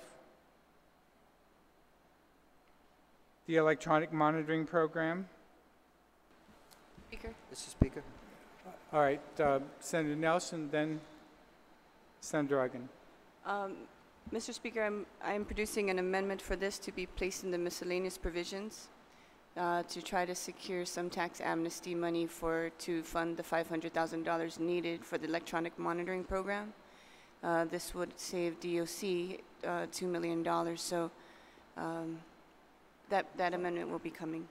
Okay, so we'll bookmark that. I mean, well, I understand that you're going to be making an amendment in miscellaneous for it. Okay, thank you, because that was my pet program that they didn't implement, and so I'm glad that you're saving it. Senator Uggan. Actually, the good senator has addressed one of the concerns that I was going to bring up in regards to the funding requirement for the electronic monitoring program, because I'm looking at the judiciary from what was inclusive of the fiscal realignment plan. The judiciary is going into fiscal year 19, taking a reduction less than $3.6 million that was previously identified for the fiscal realignment plan reduction. They're going into fiscal year 19 with a $600,000 further reduction from what was appropriated in the fiscal year budget. So just looking at that, I was kind of concerned that there's been a lot of mention, a lot of discussion about the electronic monitoring program possibly realizing savings in the short term and also in the long term once the program is stood up. And certainly with the good senator coming up with an idea about possibly financing it from another funding source so that at least we can get the judiciary to implement this program. And if in fact it translates into cost reductions in regards to personnel and program costs, then certainly that's going to be beneficial to the government and to the judiciary. So she has addressed that part, and I do recognize that there's a slight reduction going into fiscal year 19 for the judiciary. Thank you, Mr. Speaker. Thank you very much for pointing that out, Mr. Chairman. Yes, you still have judiciary under your, oh, no, I'm sorry. Vice Speaker, the judiciary, do you have any,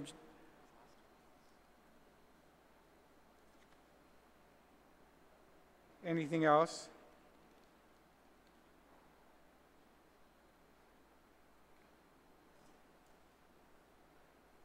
Okay. Section 5, with the understanding that it'll be addressed in monitoring, in miscellaneous. Section 6,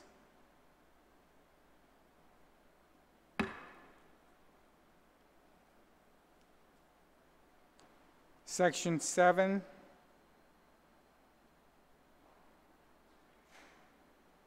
the posting of the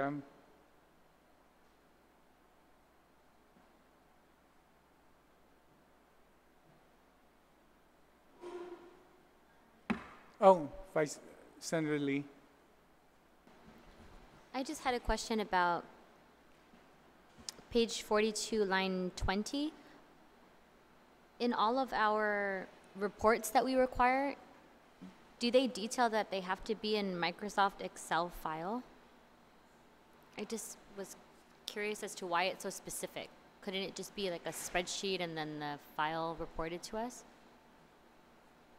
Are they all listed like that? Is my question. For all the reports, or is it just for the judiciary?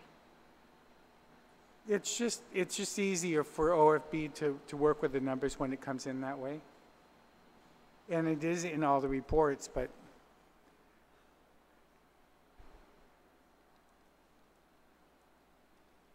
okay. So section 7. Section 8, the judicial building revenue and expenditure reporting.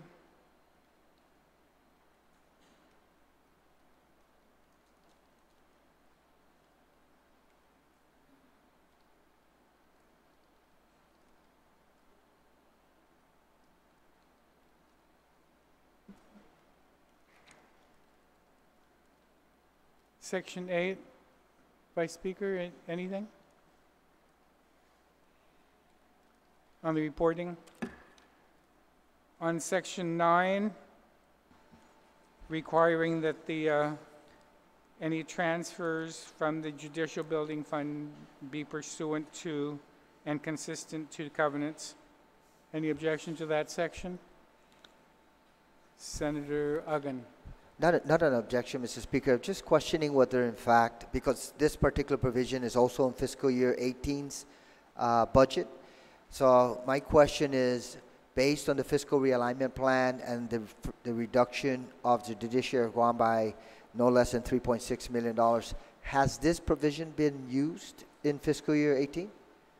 I'm just asking a general question because it looks like it provides a tremendous amount of flexibility and appropriately so, especially in light of some cash challenges.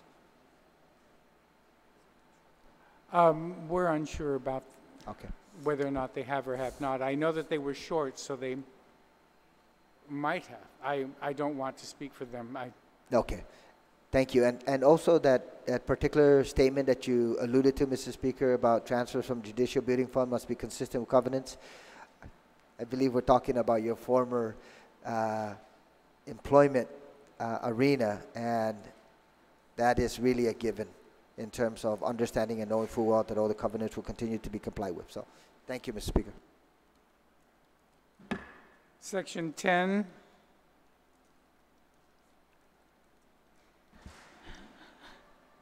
Yes.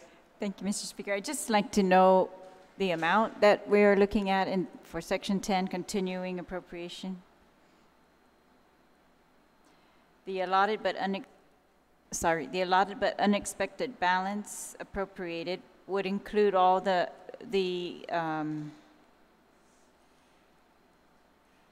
is this going to include all the FY 2018 before the FRP?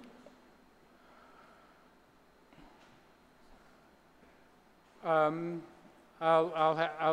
have to check. I don't know that number right now. Let me take just a short recess.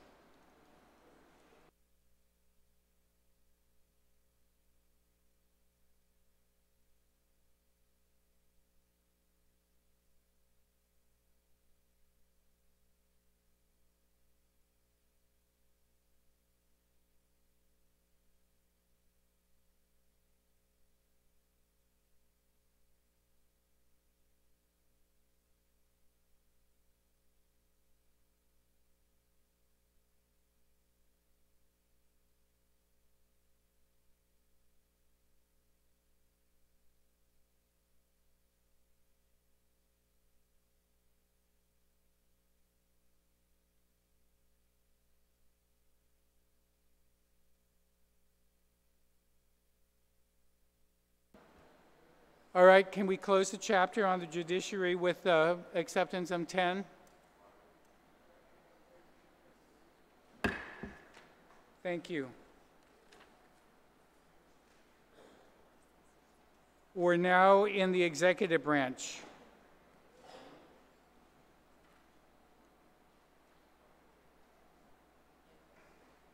Page 44, Section 1, authorization.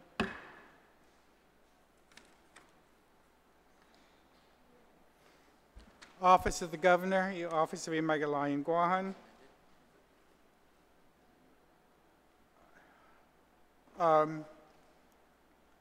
Colleagues, this was amended in the package.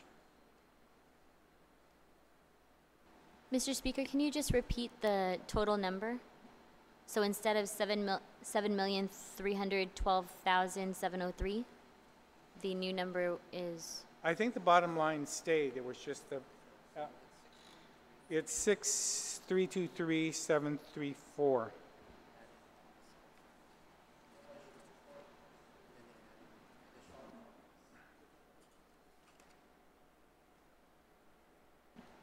So I believe the allocations from the general fund and then the SAR fund are now changed. So if I could just have those numbers.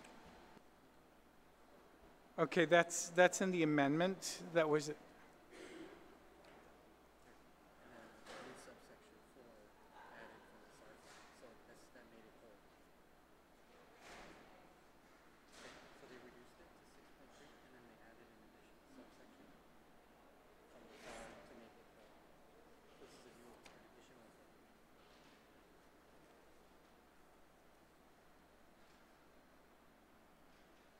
There were two amendments that were adopted. One,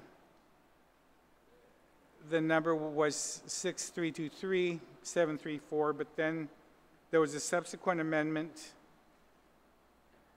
that added SAR, so that it came back up.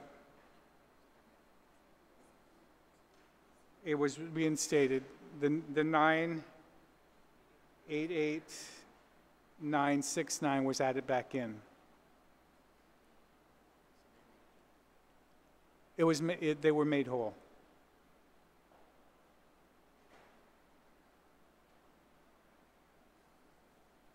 Okay, with SAR.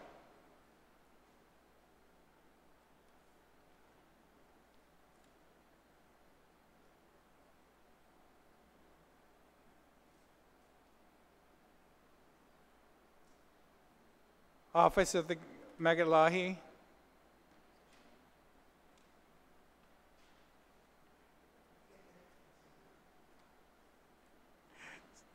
Section 1, subsection 1.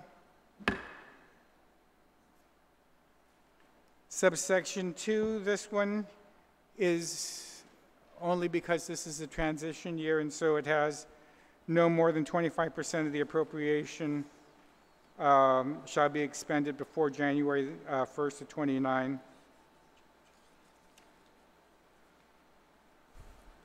And no appropriation fund shall be transferred to the office for on this transfer authority, Governor. Thank you very much, Mr. Speaker. Mr. Speaker, I certainly appreciate you inserting this particular provision, but I step back and I ask myself, with this administration tapping into all the special funds, or a good number of special funds, not complying with the law, it brings into question whether inserting this as a provision that addresses or somewhat tightens, I'm not going to say restricts, but somewhat tightens the allowance and the appropriation for the upcoming fiscal year. I don't know if it's going to have any effect. I'll just say that based on the actions of representatives from this administration over the course of the last several years. Thank you very much, Mr. Speaker.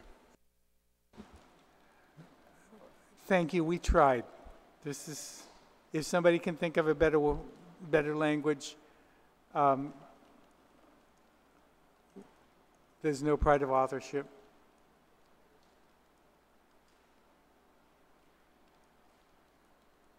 if somebody can think of something else, otherwise, 2 and 3, can we agree for the governor's office?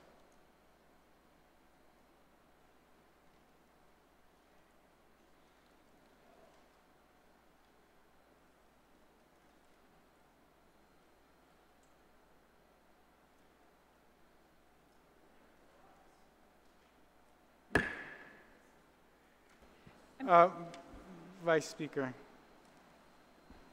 I appreciate the language that you put into subsection 2 but I'm curious if the language in subsection 3 is going to pretty much render that null. I'm willing to take any suggestions on how you want to write this section.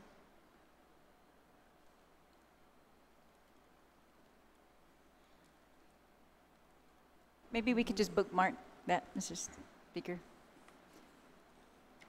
All right, we'll bookmark it, Thank and you. please think of as we go through, some ways that you can do that, all right? So we'll bookmark 2 and 3 on page 45 and 46, and we'll move to Commission on Decolonization. Is that okay? Commission on Decolonization.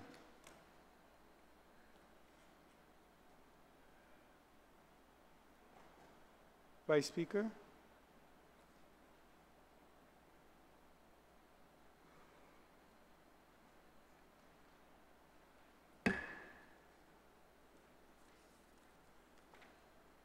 Page 49, Guam Ancestral Land Commission.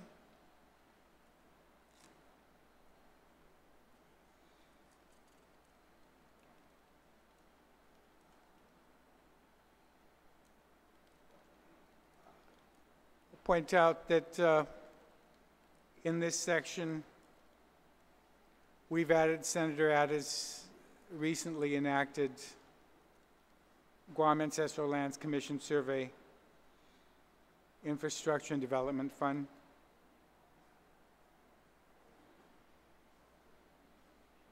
Senator Atta, on this section, any amendments you wish to make?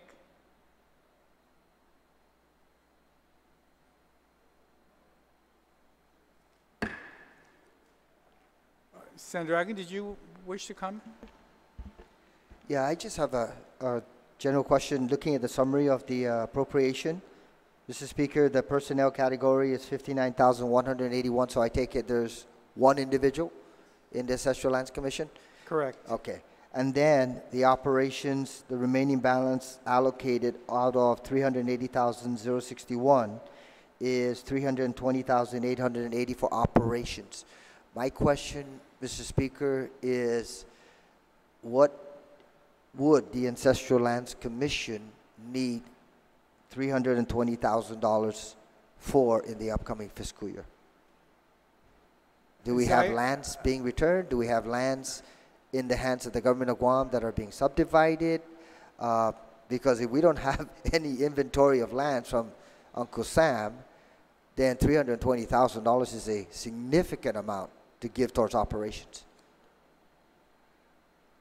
As I understand it, the survey fund is very specific about what its use is for, and if, as you put it, there are no new lands being transferred in, it would be for surveys and for infrastructure as per the statute. So this would be restrictive language. So the 320, unless it's going to be used for operations as highlighted in the Guam Ancestral Lands Commission Survey Infrastructure and Development Fund, then it would remain as an operational allocation. Okay. Thank you, Mr. Speaker.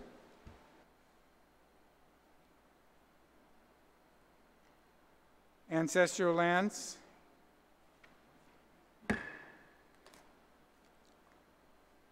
Page 50, Office of Veterans Affairs, Senator Uggan. Mr. Speaker, whether it's originating from the amnesty program or any other allocation, I'm trying to figure out because we've been divvying up out the resources, inclusive of the $600,000 that was realized a little earlier during the day.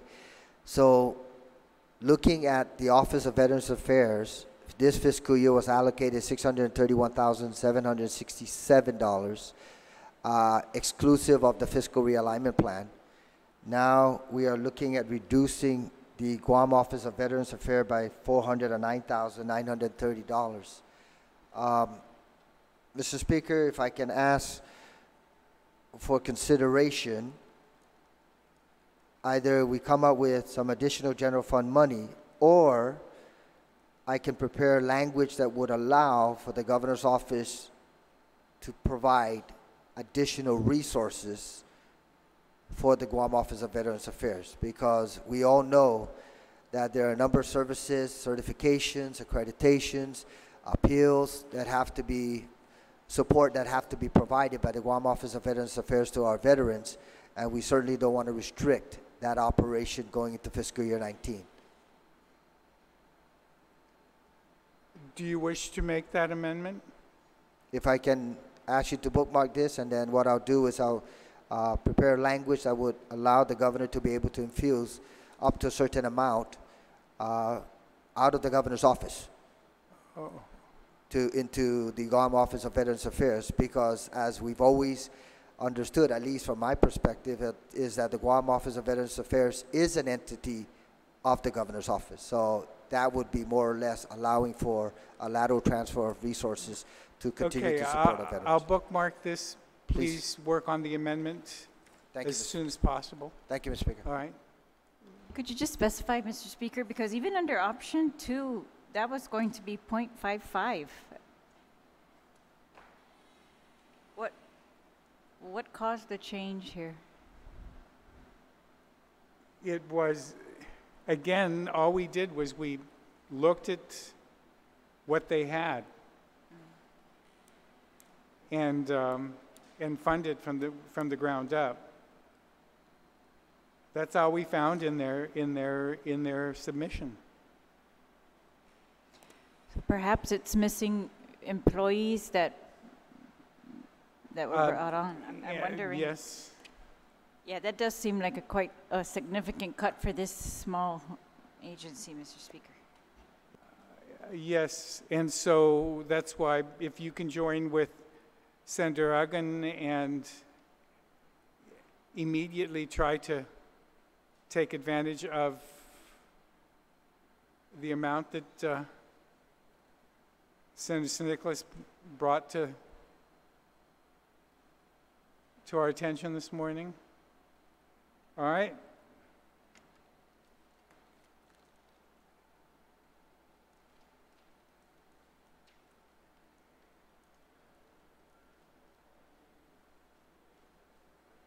Okay. So there's a bookmark there in Veterans Affairs, and we're now in BBMR. BBMR, page 51.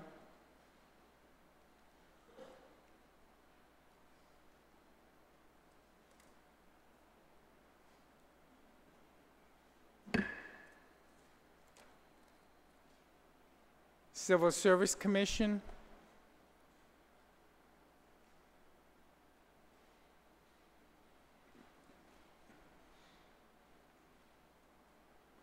Civil Service Commission.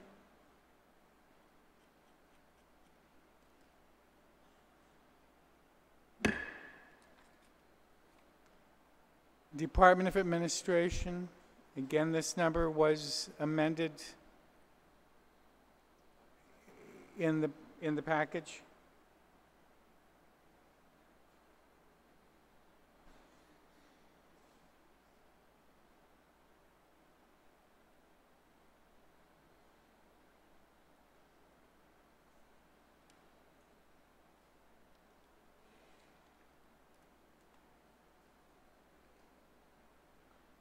Okay.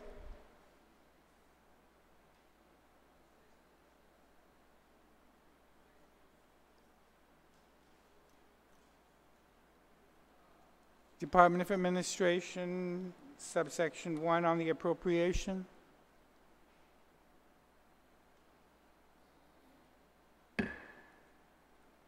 The Limited Gaming Fund.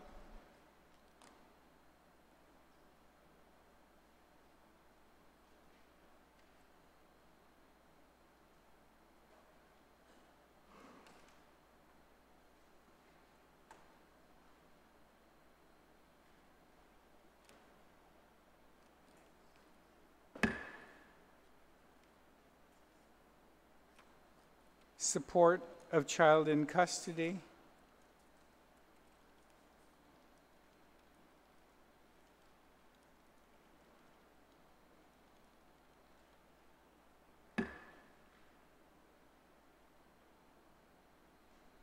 On section 4 in the residential treatment fund, I'll note to the colleagues that the committee increased the appropriation to 2.3 rather than the 1.6 that was requested, because that was the amount that is needed.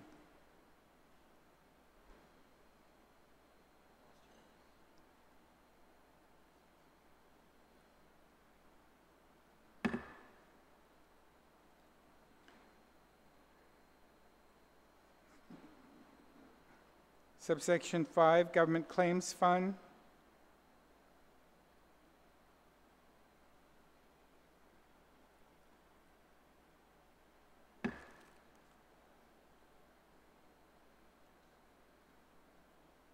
Single audit, subsection 6.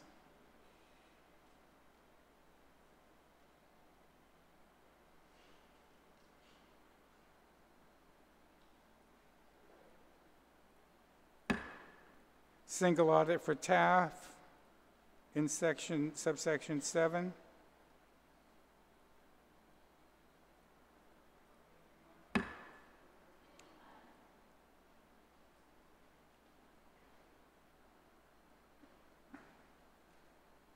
Single audit for Highway Fund.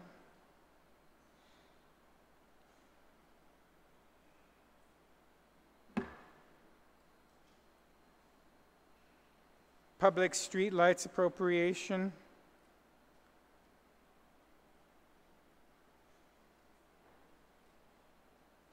Subsection 9.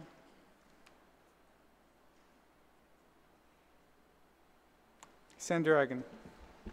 Thank you very much, Mr. Speaker. Mr. Speaker, we know that the number for public streetlights continue to fluctuate regularly.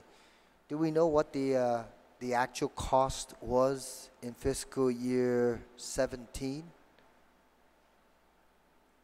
We'll check. Just give us a second. Okay, because I do know that the appropriation from the public streetlights with the vehicle registration, unfortunately, is insufficient to meet that requirement, and there have been additional payments made.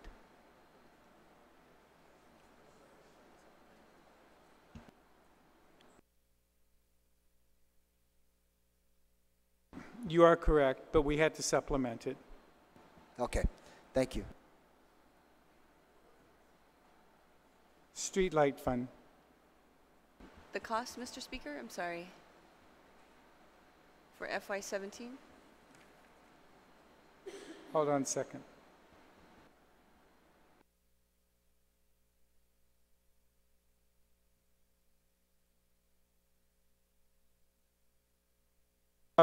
Can we just bookmark it, because OFB is going to have to try to find that amount. So the street lights, we'll have to put a bookmark on for right now.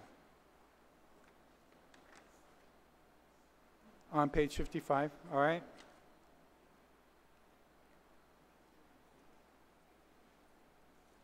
Oh, you have an amendment? Where?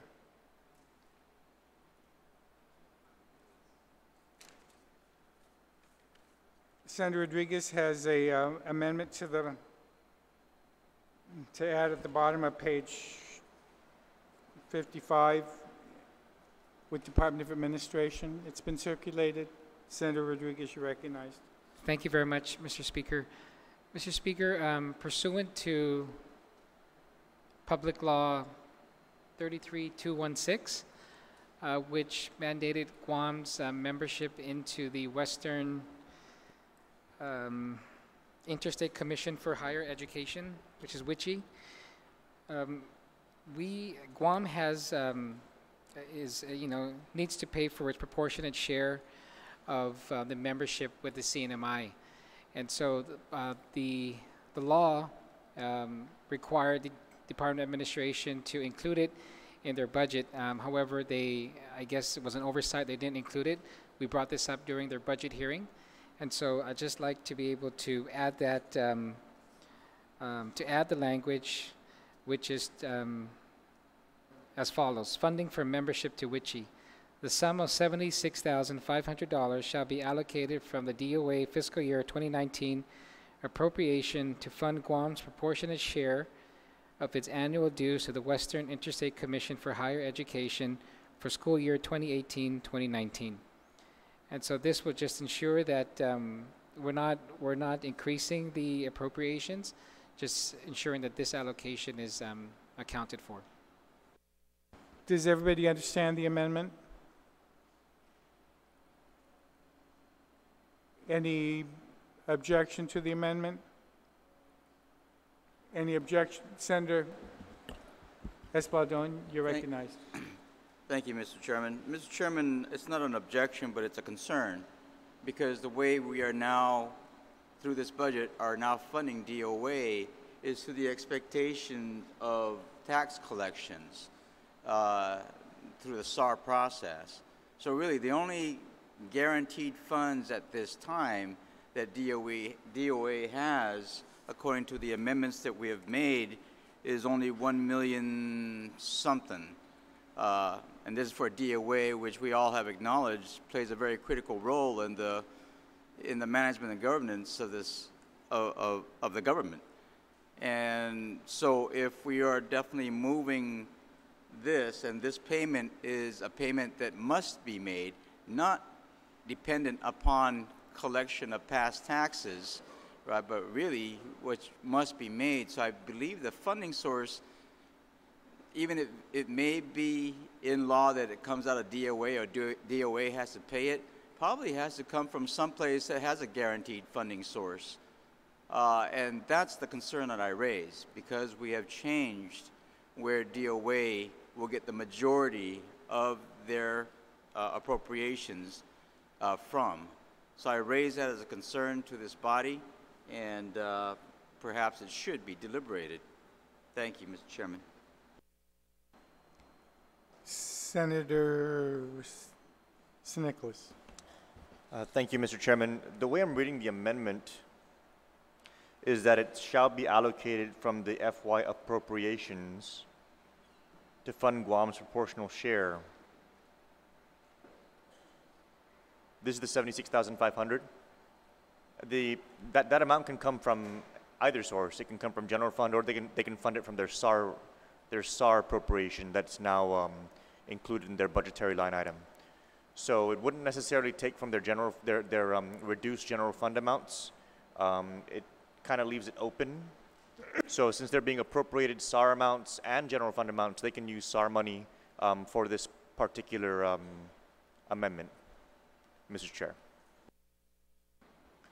Thank you. He was just bringing it to our attention. There was no objection, as I understand it. Right. Again, just to reiterate, Mr. Chair, the SAR amounts, it can be appropriated from SAR amounts, no doubt, but this payment is not dependent upon the collection of any past due tax revenues, right? So in other words, we need to make this payment regardless of whether we collect the past taxes or not.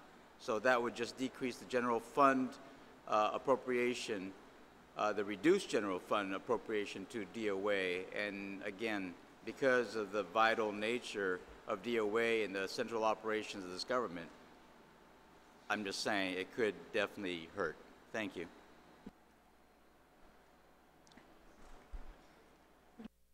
Thank you very much, Senator. Anything else on the Rodriguez amendment? On the Rodriguez amendment?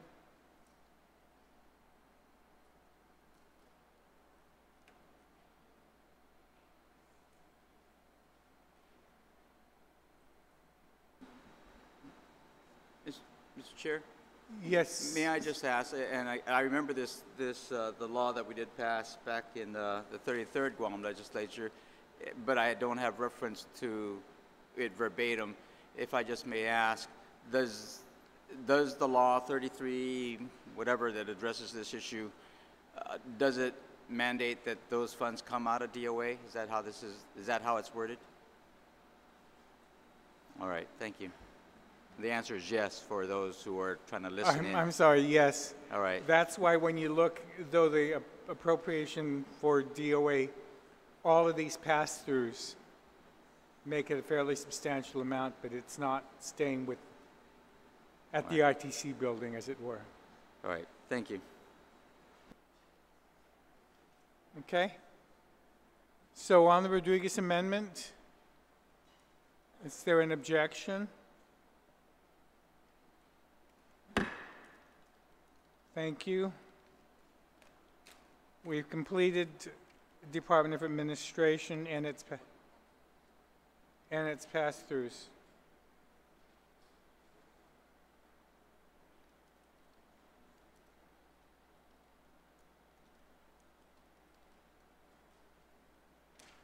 Oh, I'm sorry, I've just been informed. On the street light expenditure for 17, it was 5 million. For 16, it was 5.2.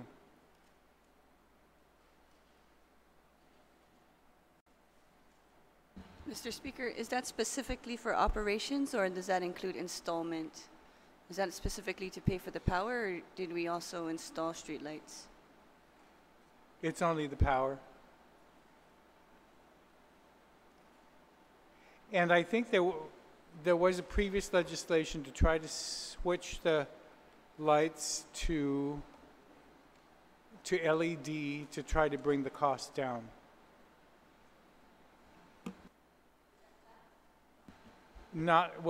Previous legislature, I thought we did. I know that, if I may, Mr. Speaker, I know that that was part of the active conversation with GPA, but we also did receive word that, in fact, any realized cost reductions will translate into them possibly putting up additional streetlights. So it's not going to translate into cost savings. Rather, it will translate into, hopefully, additional streetlights being placed up there. And they're anticipated, based on that conversation then, their anticipated reduction in cost was anywhere possibly about $500,000, between $300,000 to $500,000. And there has been a small reduction from the previous year. And Thank you, Mr. Speaker. Just one more question. Are we appropriating any money to fund the installation of new streetlights? no, it's just the payment of the power. Thank you.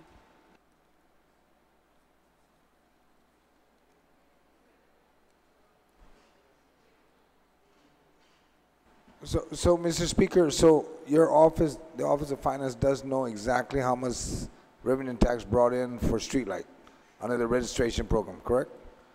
And how much was that? Hold on a second. How much did they collect? That's from vehicle registration.